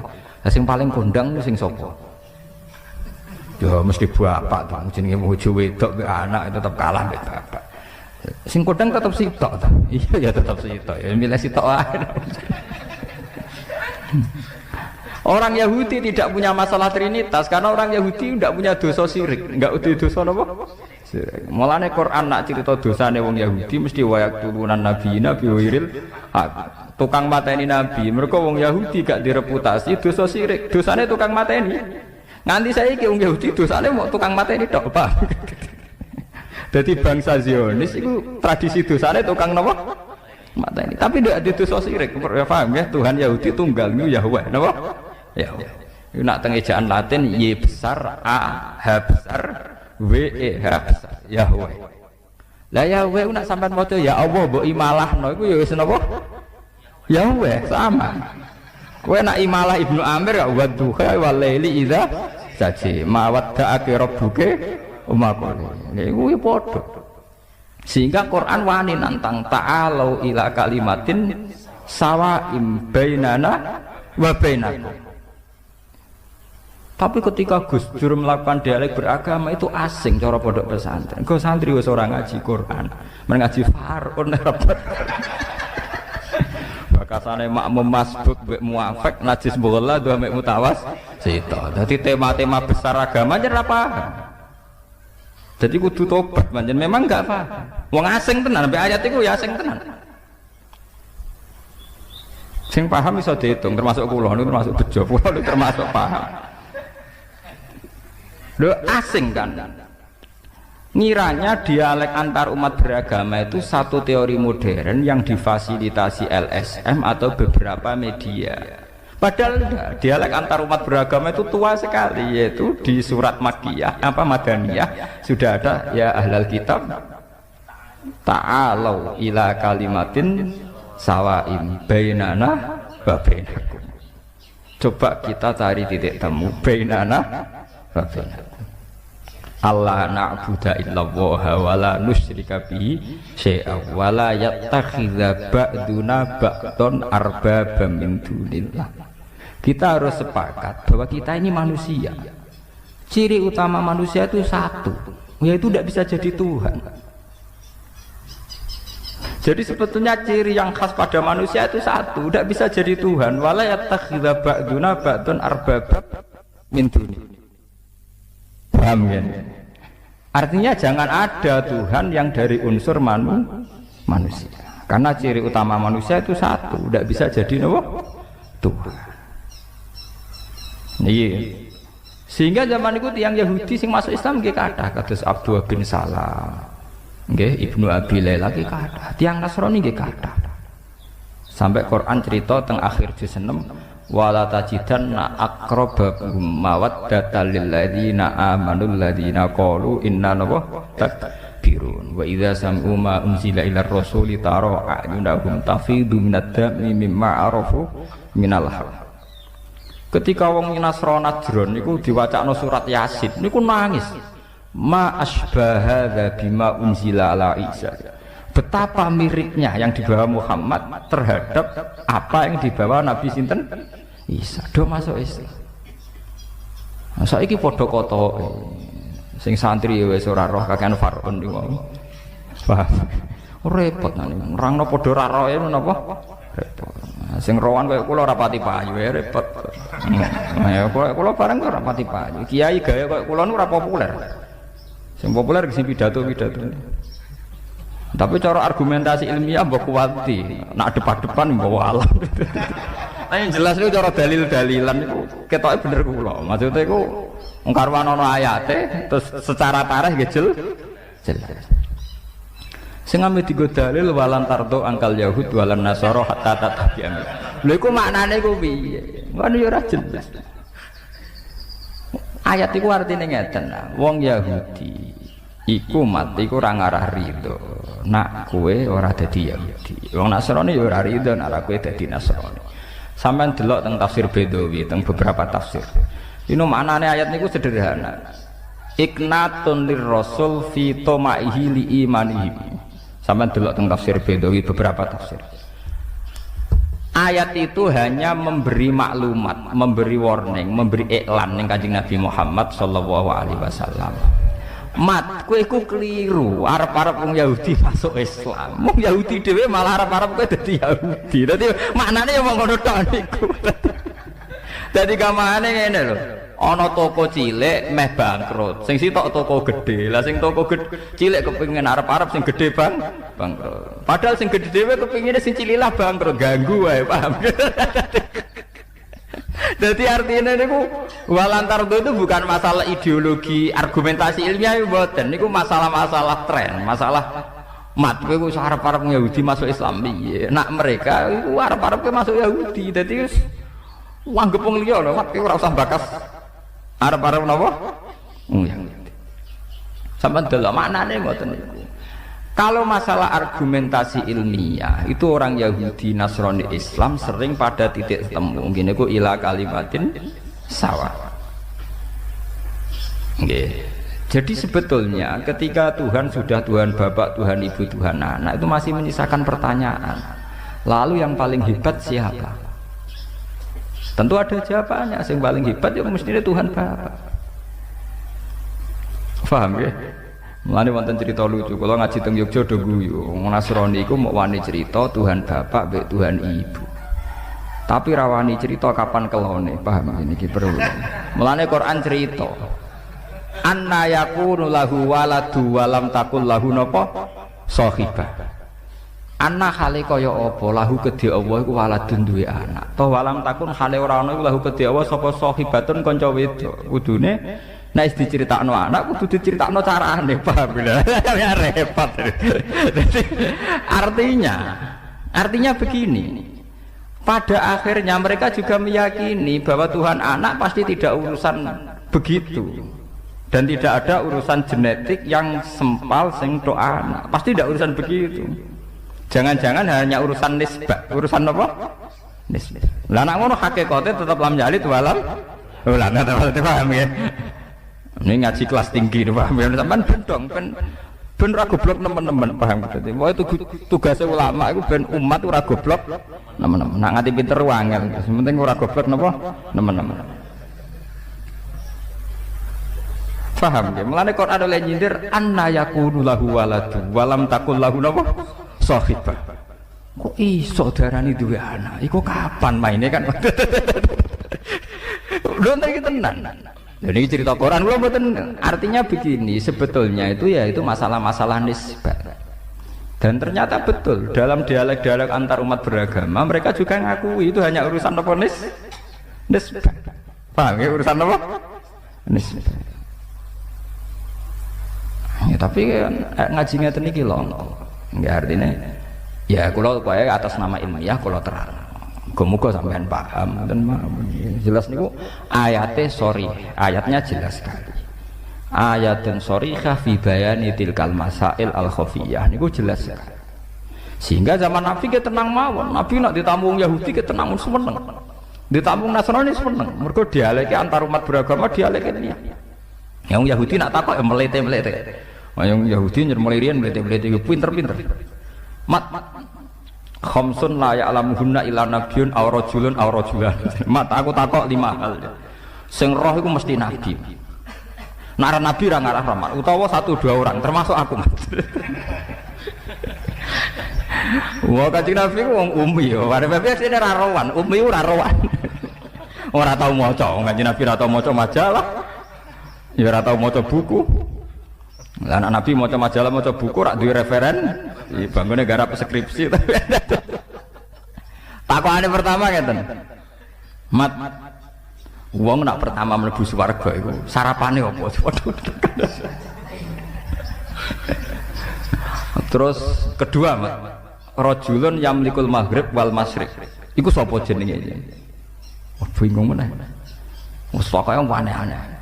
Wah, Nabi akhirnya Nabi undandalan malaikat Jibril wis meneng ae.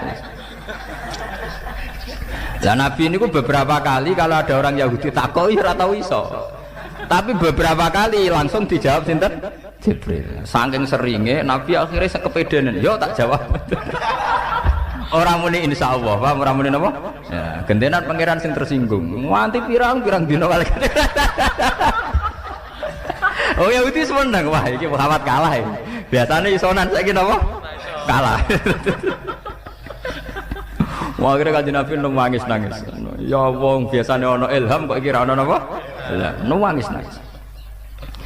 Akhirnya pangeran gak mentolo, diwarai tapi diamuk sih. Paham? Lha iki nyata. Diwarai tapi diamuk sih. Ngene ku wala taqulanna li syai'in inni fa'ilun dzalika hudan illa Ayyasya Allah. Mat pe ojo geman muni ya iya tampon. Wong sing duwe ilmu iku aku. Dadi akhirnya walhasil Kanjeng Nabi diwarai, tapi diamuk sik, terus walhasil pangeran Rahmatullah diwarai. Lah mulai diwarai iki ana surat ayat wa yasalunaka anzil Qornain. Kul sa'atsu alaikum minhu napa dzikra. Oh iya tentang Dzulqarnain, iku wong Mesir. Jenenge ngene, terus kejadiane ngene. Kul sa'atsu alaikum minhu napa dzikra disebut inna makanna lahu fil ardi wa atainahu min kulli shay'in napa sababa fa'atba'a napa sababa sampai hatta idza balagha maghribas samsu sampai terus lancar kan Nabi. Ya mat bener dereng Yahudi sedekah. Wong ngetes ya tenang ya mat sedekah.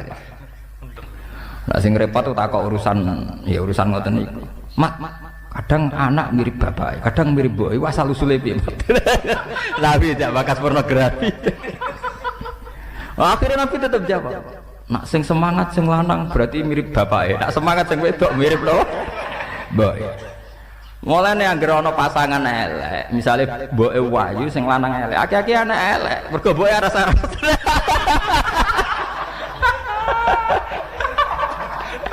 Boy waras-arasen nurusi tugas. Anaknya mesti panceng ya, Pak. Bener panceng. Sing semangat apa? Baik. Mulane wonten guyonan, ana tokoh nasional sing anake mirip bapak, jare tokohe takoki kok ngoten. Wah, aja bakas iku. Anak wedok mirip bapake kabeh. Ya pancen tenan. Mulane pasangan iku nak elek, anak sing lanang ganteng sing wedok elek. Ya akeh-akeh kaya mbok, mergo sing lanang dingin-dingin saja. Paham ya? Lah anak sing lanang ganteng sing wedok ayu bebas miripe wong apa kontribusine seimbang. Akhirnya Nabi nerangno, ya wong Yahudi jawab tenang ya, sedekah ya mat bener. Sing repot ku terus takokane. Mat pertama penduduk swarga masuk swarga itu jumlahnya wakil ya Mat. Wakil. Iku sarapane apa Mat? Pertama. Nabi jak bakas kawitane wong swarga sarapane apa? Apa pecel apa rawon pokoke takokane wae. Nabi akhirnya dikandani Jibril ziyadatul kabidin nun, yaitu gorengan iwak nun. Akhirnya Nabi dan orang Yahudi ini selalu ngomong khas nubuwah. Khas apa? Nubuwah. Di mana di luar alam yang materialistik ini, yang kasat mata, ada alam di luar kita. Kayak iwak nun. Iwak apa? Nun. Iwak nun nak teng kitab-kitab. Ketika Allah Ta'ala menciptakan gelembung dukhon, iku Allah bingung, dakok endi, didakok endi. Akhirnya bumi iku gentayangan, didakok endi. Wal ardu, bumi ini didakok ning gone mak. Bareng didakok ning gone mak tetep golang-goling, dipandai gunung. Lah terus banyu sendiri posisine ning ndi? Akhirnya ning urutan kitab-kitab khas samawi nubuwah disebutno. Wal ardu ala batnil khut, ala batnis sur. Itu terang. Jadi ning gone bumi iki ana sur. Suruh sayangnya buat maknani sapi salam dhewe, mari bingung kan mergo maknani napa? Sapi. Jadi bumi iku ning tanduke sapi, sapi ning banyu, banyu ning gone iwak nun ning gone hawa. Hawa khas-khas nubuwah itu yang tahu hanya orang Yahudi. Termasuk sing diterusno khas nubuwah Kanjeng Nabi Muhammad sallallahu alaihi wasallam disebut nun wal qalami wa ma yasturun. Kita hanya tahu maknane nun iku iwak nun. Iwak nun iku iwak sing gegere dienggo panggonan bumi. Tapi alam materialistik tentu kita bicara kayak yang sekarang, teori Big Bang, planet bumi di sini, planet bumi di sini.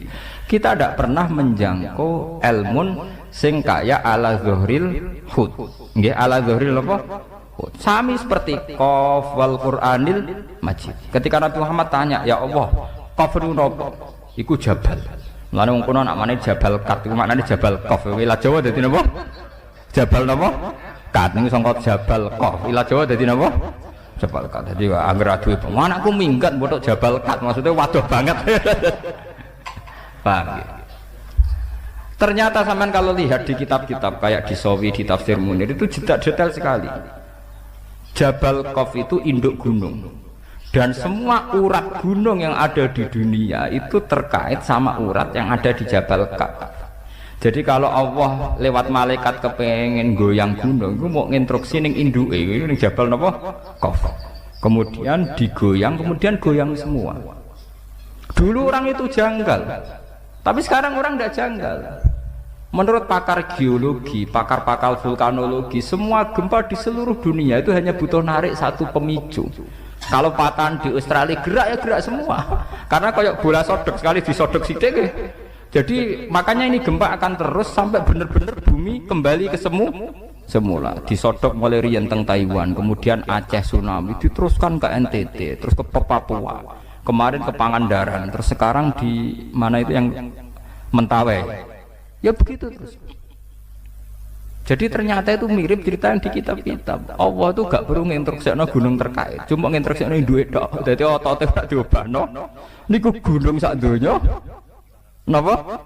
Obah, karena sistem gempa atau gunung niku sistem terpadu. Kesodok sitok. Nggih kesodok napa?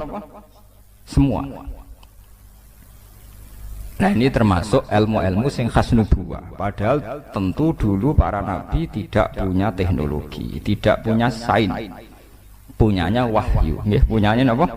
Wahyu. Ini perlu kula aturaken. Itu termasuk kontribusi orang Yahudi terhadap Islam. Mulane teng jalalan-jalalan nang riwayat alunaka angzil Quran rujuke ora ning sahabat, ayil Yahud. Jadi Quran turunin Nabi Muhammad tapi sing takok aneh-aneh wong napa? Yahudi. Jelok teng kitab-kitab. Riwayat alunaka rujuke sahabat napa Yahudi? Ndomir jamaen. Ayil napa? Yahud mungkin sama nak mulai delok. Mesti Yahudi. Enggak sing aneh-aneh. Riwayat alunaka angzil Quran, riwayat alunaka anir roh. Niku mesti Yahudi nggih. Ndomire teng putih Yahudi. Karena mereka yang punya pengetahuan khas samawi. Napa khas napa? Samawi. Termasuk takok malih lha iki sing dadi fenomena sekarang. Mat, kalau Allah memutuskan seseorang dicintai itu gimana, Mat? Ya akhirnya cerita lagi. Kalau Allah mencintai seseorang, Allah bilang sama Jibril, Jibril bilang sama malaikat langit bilang sama malaikat dunia. Kemudian fayudul qabul fil ardi, kemudian dia menjadi trendsetter, tahu-tahu diterima. Pangeran wae ngersakno wong tertarik kabeh. Nek wae ora ngersakno wong gedeng kabeh kados polling ngoten niku. Jadi ini biar sampean tahu. Sehingga orang Yahudi tadi agamanya Yahweh, Tuhannya Yahweh. Orang Nasrani juga punya masalah nisbat tadi. Berarti tiga agama ini ya punya ila kalimatin apa? Sawa, disebut kuliah ahlal kitabi ta'alau ila kalimatin sawaim bainana wa bainakum. Berarti natijahnya seperti sebetulnya kita dengan mereka ada kalimatin sawa nggih bainana wa bainakum. Paham ini ben sampean ora terlalu dadi ekstremis sing bodoh, paham dadi ben ono seni ilmiah. Mergo wong kotok nemen-nemen ketok bodoh nih, paham. Gedeng Yahudi teman-teman Nasrani, Kanjeng Nabi Muhammad populer, sing populer orang Yahudi napa? Nasrani. Nggih mboten, sedurunge dadi nabi, bahkan sedurunge lahir. Sampai Islamnya lagi piye nggih, Pak. Iku wis lewat modern, lewat macam-macam. Oh, mboten lewat Kanjeng. Pancen Allah ngersakno. Paham gitu. Mulane termasuk Allah khasih dari pangeran ini dari Allah. Aku pokoknya mau dibantah. Mergo aku ini alamu malah ta'lamun dari pangeran. Termasuk ciri khasih pangeran nak dikersa ora kena napa dibantah. Mane kula wingi cerita teng bojo kula. Ki aja arep-arep aku ideal, nganti mati ora ngari ideal. Dadi wong sing arep-arep kiai ideal wong bento utawa ngawur. Wong ora pangeran kok arep-arep napa ideal. Mane kula dadi kiai kon khusuk nemen-nemen auzubillah. Kula tak rewangi khusuk lae tetep wae wong perlakuan kiai eling nek ana tanggane mati ana wong mati ora ngarah hormat tenanan. Dadi kiai sing khusuk demen kesel. Mesake kiai ini mulai bar subuh tahajud, salat apa kok sak keneke. Ketemu wong sopan. Wong eling kowe tetep pendak keluargane mati, wis ngono-ngono wae hormate ngono-ngono. Jajal ke bar salat subuh marung ngopi, bariku rokokan wae kamu aku sing penting aja zina, aja dosa-dosa gedhe lah pokoke aja nglakoni dosa napa gedhe. Bariku plepak-plepuk ning warung. Ya padha wae wonge ya. Ning ndi ngopi? Ya. Engko hormate ya padha-padha wae, paham ya? Mbok ora wong khusuk duwe lho engko wong ya ngono. Padha hormate ya. Pendak keluargane mati eling sam. Ya, ora ngalah mbok ora wong khusuk terus kula derek jenengan yai dunya akhirat derek jenengan, nggih derek tahajud, nggih derek wiridan, nggih derek kapian ra ngarah. Tetep ge tontonan, paham? Dadi rugi napa? Rugi. Khusuk nemen-nemen rugi, walhasil rugi. Mun ngandel kula. Lan kaya kula bae nyai teng mriki terus wong ndak do sowan kula mboten ngono. Kula ngerti kadar senenge wong ulama mesti pira, nek ditenani rugi mun ngandel kula. Iso dikilani, paham ya? Mun ngandel kula. Ngeten. Kula cerita teng bojo kula. Pangeran mbok kersane piye ra ono sing roh. Sing jelas iku nek pangeran niku ndarani halal ya halal terus wong pangeran sing duwe donya. Nabi Musa iku nabi papan atas, termasuk ulul as. Lha iku uripe mangane di rumah Firaun. Di rumah sinten? Firaun. Nabi Ibrahim nabi papan atas, termasuk Abul Anbiya. Duwe bapak kafir jenenge Azar. Lho ngono kok nurun ning Nabi Muhammad. Nabi Muhammad itu panitia kelahiran utamane Abu Lahab. Takokno tareh ndi wae panitiane Abu Bakar, tapi sinten? Abu Lahab. Lahire Kanjeng Nabi panitiane Abu Bakar nomor Abu Lahab. Abu Lahab. Nganti tuku budak dimerdekakno demi ponakane niku jenenge sinten? Abu Lahab. Gede Joko sing rumah ya ora Abu Bakar, Abu Thalib. Sing cara tareh ya cek kafir. Sausé dadi nabi lagi di rumah Abu Bakar, paham? Mulane Kanjeng Nabi Muhammad Abu Lahab pun rokok teman-teman ya kecewa deh. Sampai ngajukan syafaat petisi napa? Syafaat. Empun Gusti, nak pancen wong kafir ora iso mlebu swarga minimal lak Senin Abu Lahab siksane didiskon. Wah, Kanjeng Nabi nangis tenan. Mosok wong sing tau berumat gak entuk napa diskon. Dituruti tenan. Ya mat nak Senin tak ringano siksane sinten? Abu Lahab. Artine donya ora ono ideal. Dadi kiai ki ngoten. Kadang kiai kok mek santrine hubungane ngel-ngel yo dhuwit yo apa. Kadang malah bapake buruh Cina. Lah wong Cina kafir ngresiki di kiai ning ngrugekno. Ayo repot nek kono iku repot. Misalnya ono terop, kadang kiai ono acara istighosah terop, karena mati terop ning podium. Lah panitia kangelan, kadang nyileh wong sing ora saleh. Lha pengiran ngoten niku. Mbok keluwi ora iso, kadang wong saleh kere tenan ra apa napa. Jadi sebetulnya andikan tidak ada ilmu hakikat itu selesai, agama itu selesai. Karena Allah punya pola sosial yang begitu. Nggih, Allah gadah pola sosial gitu. Musa di rumah Firaun, Ibrahim di rumah Azar, Nabi Muhammad cilik di rumah sinten? Abu Lahab. Lahirnya di rumah Abu Lahab. Sampai dibiayai ditukokno amat. Disewano Halimah As-Sa'diyah. Rodok gede di rumah sinten Abu Talib. Niki perlu diketahui. Kenapa menurut Allah halal? Ya halal lah. Cara Allah wae kabeh. Cek Abu Lahab, cek Abu Talib donya ya wae ku tak kena kekasihku ya wis. Tapi kan tetap menjadi misteri Tuhan. Kenapa polanya selalu begitu? Pola di seluruh dunia. Makanya saya pernah ditanya mahasiswa, Pak Bahak, menurut Anda studi banding ke Amerika, ke Australia itu gimana? Ya saya ini kan ulama, jangan tanya menurut Bapak gimana. Ya saya kalau ditanya ya tak jawab, tidak pakai fikih. Jadi jangan tanya halal atau haram. Ya saya sebagai ulama, sebagai dai ya berharap akan baik-baik saja.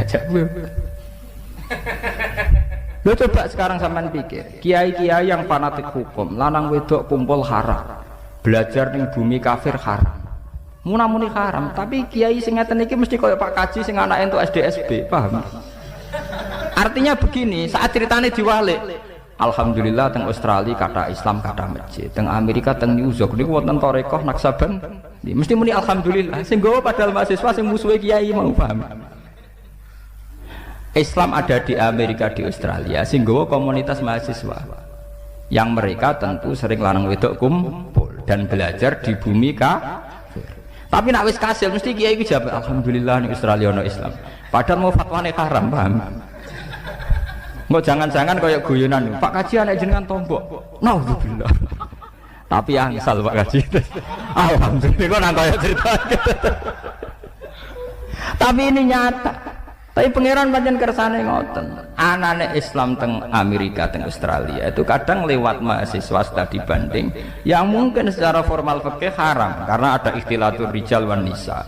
ada mukhalatoh bil kufar, paham ya? Tapi kenyataannya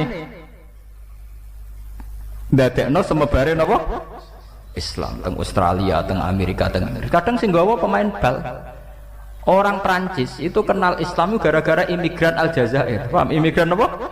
Aljazair. Terus jadi Zainuddin, jenenge Zidane Yazid Zainuddin. Terus kena ilat Prancis Zinedine apa? Zidane. Jenenge Yazid Zainuddin. Bareng pensiun ketok asline ya mau Indonesia nganggo jeneng Zainuddin. Dene daftar haji ki nganggo jeneng apa? Zainuddin.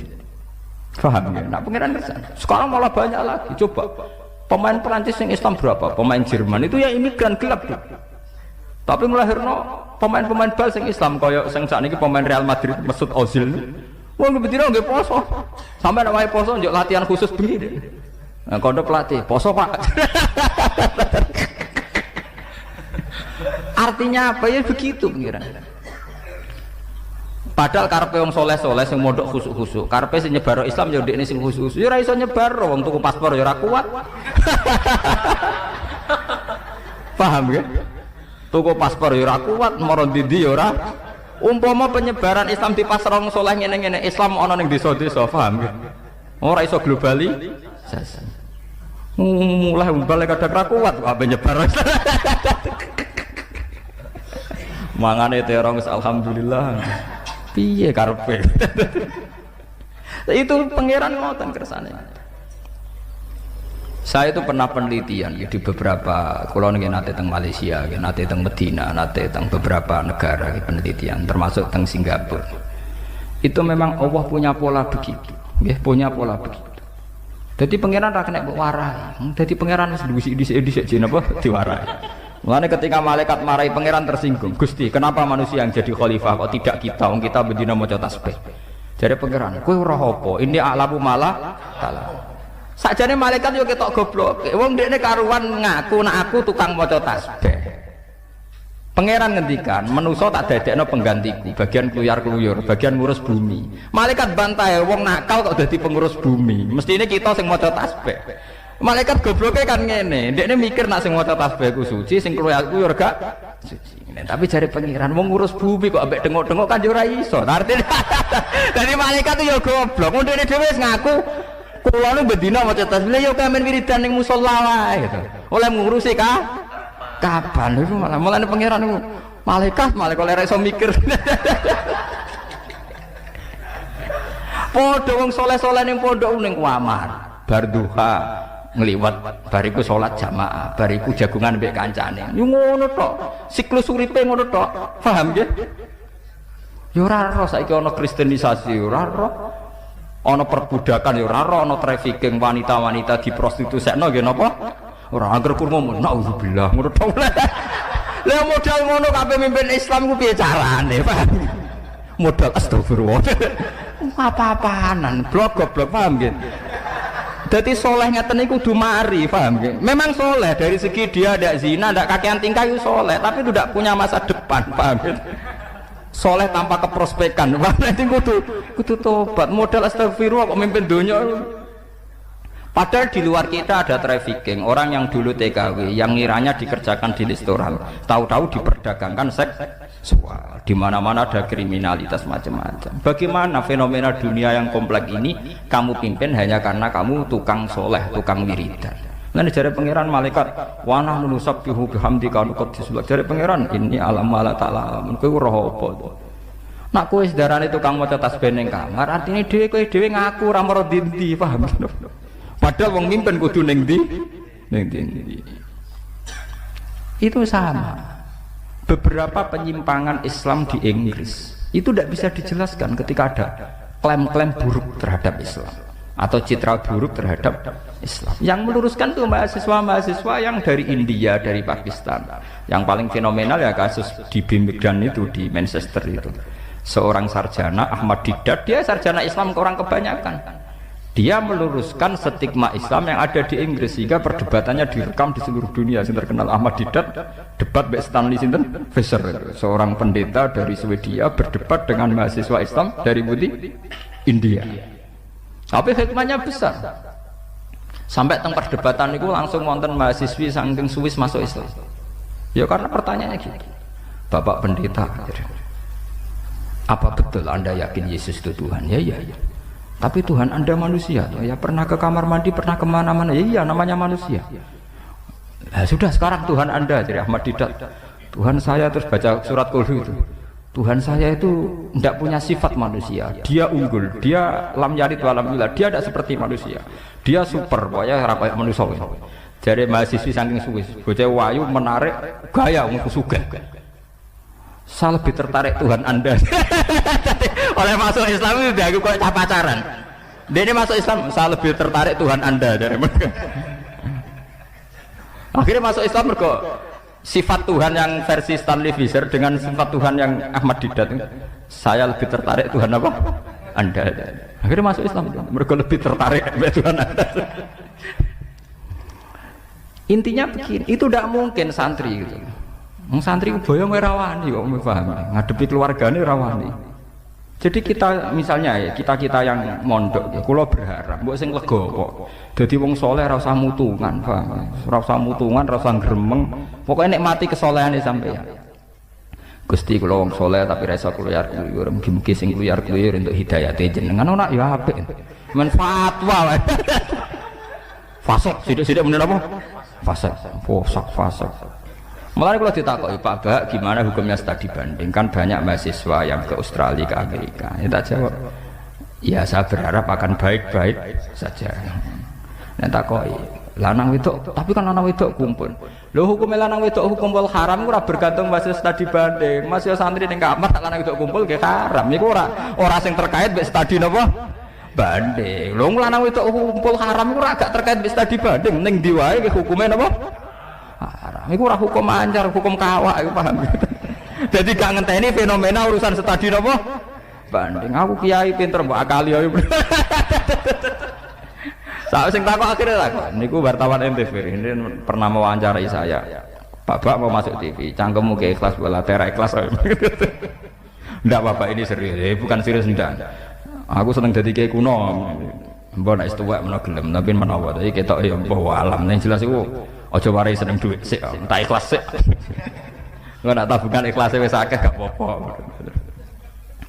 Ya saya kan banyak teman-teman wartawan TV ya biasa ngaji sama saya atas nama dia tidak alim, tapi atas nama dia wartawan mungkin lebih kaya, lebih punya jaringan. Tapi kan saya juga tidak tipikal kiai yang mudah terjebak popularitas. Alhamdulillah dididik bapak guru dididik ikhlas. Ya biasa mawon kula jagoan mbek wartawan sampean padha mawon. Kula niku wong ikhlas dadi sami mawon. Tak anggap padha-padha makhluk ngono. Dadi kula niku nggih kula ketemu menteri nggih biasa, ya tidak pernah bangga nggih biasa. Atas nama dia pejabat saya rakyat itu. Sehingga saya harus hormat karena dia menteri saya rakyat. Tapi atas nama seorang alim dia orang awam harus hormat saya. Itu perhitungan kula. Dadi kula niku jelas. Hakon teng ati kula njen ngoten tenan. Niku kula mboten ganggu. Sampai teman saya itu Bapak kok biasa-biasa saja. Saya itu pernah di satu acara kebetulan yang diundang itu menteri ya saya biasa saja. Ya bukan berarti sombong ya, artinya ya gitu tadi. Ya kebetulan menterinya memang teman saya dulu di ZUI, dia cerita Pak sekarang saya jadi pejabat, ya saya juga pejabat. Kalau pejabat sampean dunia tok aku dunia akhirat. Jadi masih seruan saya. Nak seru-serunan seru aku.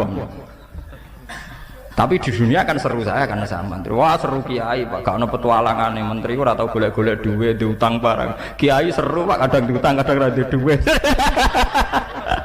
Jadi kehidupan ini luwih seru, luwih petualangan. Sampean kan monoton hari mana Pak? Jarene cerita pancet ya sampean. Itu nyata, artinya memang saya tipikal orang yang alhamdulillah itu bangga betul sama Allah Subhanahu wa taala. Jadi lain-lain itu ndak biasa. Bukan soal ikhlas boten, memang di mata saya itu begitu. Kita harus proporsional sebagai ulama. Tanya itu orang-orang Rembang, saya beberapa kali ada asisten bupati cerita. Gus Bupati mau ke jenengan. Apa? Ya kalau alasannya mengaji ya ini, alasannya masalah negara aku ngurus KTP ya moron kecamatan, aku rakyat kan. Aku rakyat yang baik kan. Jadi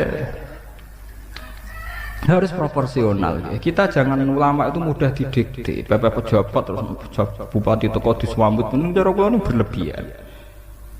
Ya alhamdulillah kula nu ditakdir kenal pejabat gitu tetir gak bangga. Kula nu syukur tuh. Nggih mboten gedeng mboten. Ya ada fungsinya sendiri-sendiri. Itu saya niru Imam Malik. Imam Malik itu Harun Ar-Rasyid. Itu seorang raja di periode Imam sinten Malik. Itu kalau Imam Malik sowan itu manggilnya Harun Ar-Rasyid ya Amirul Mukminin. Beliau dibawa Amirul Mukminin di singgasana.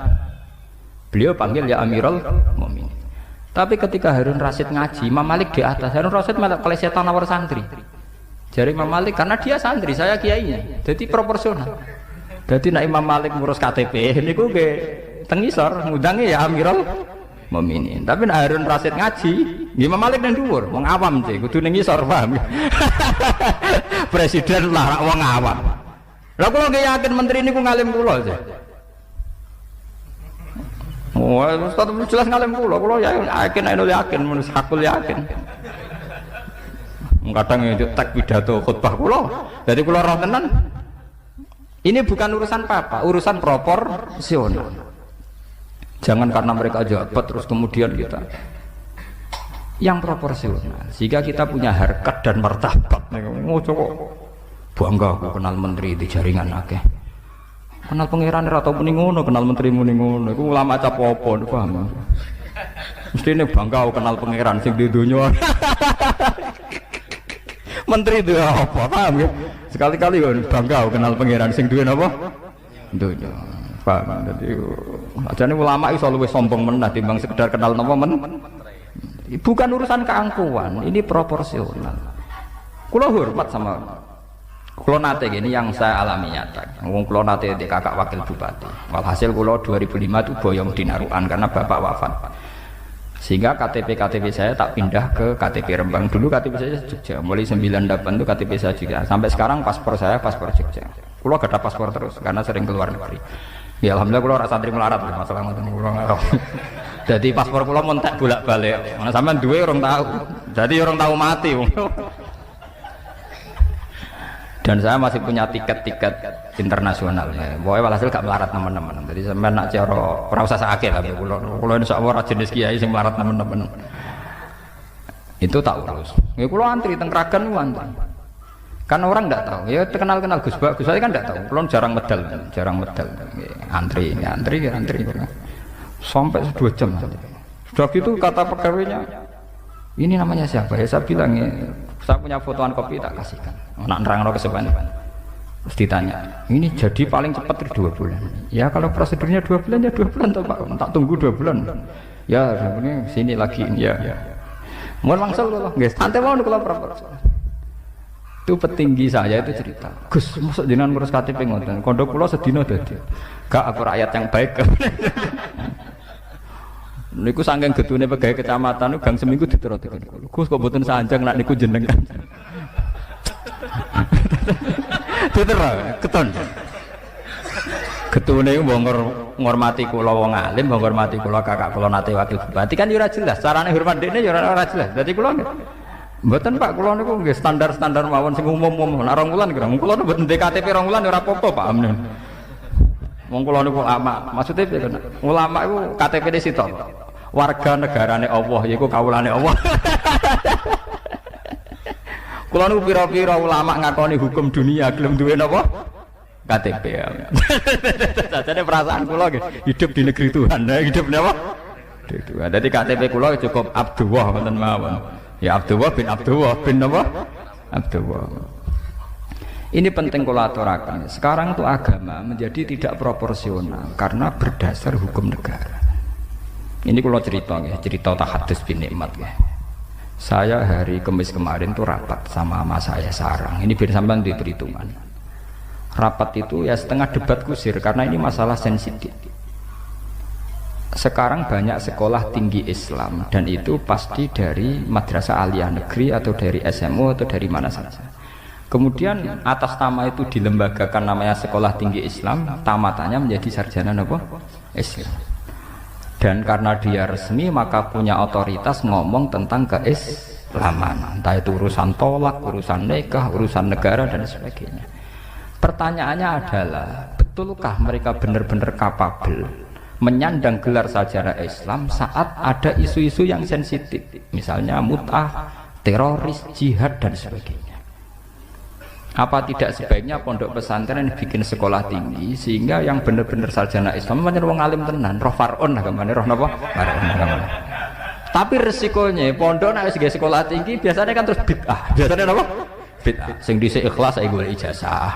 Sing dhisik ikhlas kepen dadi mudin, dadi imam musala saiki penyalak. Biasanya kan trennya kan SD ijazah kan. Akhirnya kan debat kusir. Ya fa minhum setuju wa minhum ya ora napa? Setuju. Lah kula kan sing repot. Wong nak delok penampilan kula mesti darani iki salah, penggawean kula keluyuran saenake dhewe. Tapi kan wong ya delok kula kerjane Yogya ning kampus, berarti ya potongane modern. Lah kula takoki. Nak cara Gus Bak sepundi? Nak cara aku ya ora roh, pancen fenomenane padha ngono ning band kok. Memang itu repot. Saya kemarin di Jogja juga rapat itu. Beberapa dosen IAIN UIN yang sekarang itu juga merisaukan itu. Misalnya sekarang sarjana Islam, pakar waris atau pakar apa. Trennya kan setadi banding tadi. Jadi yang diperbandingkan sebetulnya bukan hukum Islam, analis Islam. Kenapa analis Islam? Misalnya Islam di mata McGill begini, Islam di mata Inggris begini, Islam di mata begini. Sehingga sekarang tuh repot, ngadepi fenomena sekarang tuh repot. Santri juga harus ikut kompetisi ini, kalau tidak bahaya sekali. Mau dibawa kemana agama ini? Karena nanti temanya mesti beda. Misalnya ini contoh nyata, menyangkut nikah. Nikah itu kalau walinya sudah jarak marhalaten, itu misalnya boleh wali hakim. Di mu'in hakim boleh dilimpahkan lagi ke muhakam. Muhakam terserah dua belah pihak. Akhirnya di Jogja, ini cerita Jogja saja, itu banyak mahasiswa sing pacaran ekstrim, nak zina wedi wong ambu santri, ora zina kudu ra kuat. Lah niku banyak yang minta dinikahkan oleh kiai-kiai setempat, nggih. Sing jarene nikah napa sirri. Fenomena itu mengilhami tokoh-tokoh Jogja yang pejabat. Wah nak ngono kilakan anak tenan aku wis sirri kriminal apa dihukum. Sing sirri apa napa? Nah, ini cobalah jadi etika kita, muhasabah kita. Jadi muhasabah itu cara berpikir kita set, kita pikir ulang. Ternyata semangatnya seorang nabi itu wastaghfir lidzambika walil mu'minun. Semangatnya itu memintakan ampun. Orang ahli tafsir tahu semua kalau nabi itu tidak mungkin dosa. Jadi itu khitabun nabi wa urida bihi ummatu, itu khitab nabi, tapi yang dimaksud itu umatnya, karena nabi tidak akan mengalami dzambun, tidak akan mengalami dosa. Sekarang enggak, kadang-kadang kita ini kalau orang lain salah itu semangat. Kalau di perusahaan ada teman salah, apalagi pimpinan salah itu seneng. Barokahnya salah bisa ganti kan gitu. Mungkin di dunia tokoh juga gitu, barokahnya ada tokoh salah, kita yang jadi populer sendiri. Tidak boleh seperti itu. Kita harus salimus sodri di jami'il muslimin. Jadi ini harus dilatih. Saya tadi matur sama Habib Ahmad, latihan kita jadi hidup. Nabi itu kalau resep jadi wali itu kata Nabi gampang. Kata Nabi, kalau kamu ingin disenangin Allah, ya sudah. Kalau kamu asbahta wa amseta gini-gini, perasaan kamu, kata Nabi, jangan punya perasaan ghil sama orang muslimin. Itu sudah wadzalika min sunnati. Makanya Nabi ngendikan la yablughni ahadun an ahadin syai'an. Ada yang baca la yuballighni ahadun an ahadin syai'an. Seseorang jangan melaporkan ke saya tentang salahnya yang lain. Fa inni akhruju ilaikum wa ana salimus sadri. Karena saya ingin ketemu sampean semua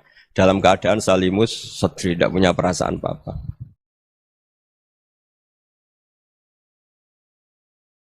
Dalam konteks Indonesia, muhasabah itu sudah jadi perilaku ya, karena dulu orang tua saya, guru-guru saya kalau ngandani itu, bayangkan kalau kamu jadi dia ya. Jadi misalnya kita mentang-mentang atasan, otoriter sama bawahan, bayangkan kalau kamu jadi yang bawahan itu kayak apa. Laukun tamakanah, kalau orang Arab bilang, bayangkan kalau kamu di posisi dia.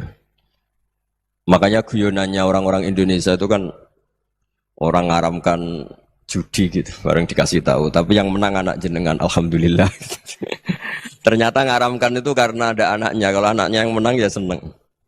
Meskipun itu guyonan, tapi saya punya padanan itu dalam kitab Hikam. Nabi Ibrahim itu Khalilur Rahman, tentu bencinya minta ampun sama yang namanya maksiat. Suatu saat beliau diterbangkan di alam malakut. Itu kalau di Hikam saya halaman 15 juga. Saya masih ingat betul. Mungkin kalau Anda beda halaman karena beda cetakan. Atau enggak punya kitabnya. Atau punya tapi tidak bisa baca. Nah itu jadi berbagai kemungkinan. Atau punya tidak bisa baca tapi dianggap jimat. Atau digo pencitraan, banyak itu kaji-kaji tidak bisa baca kitab tapi di ruang tamunya kitabnya besar-besar.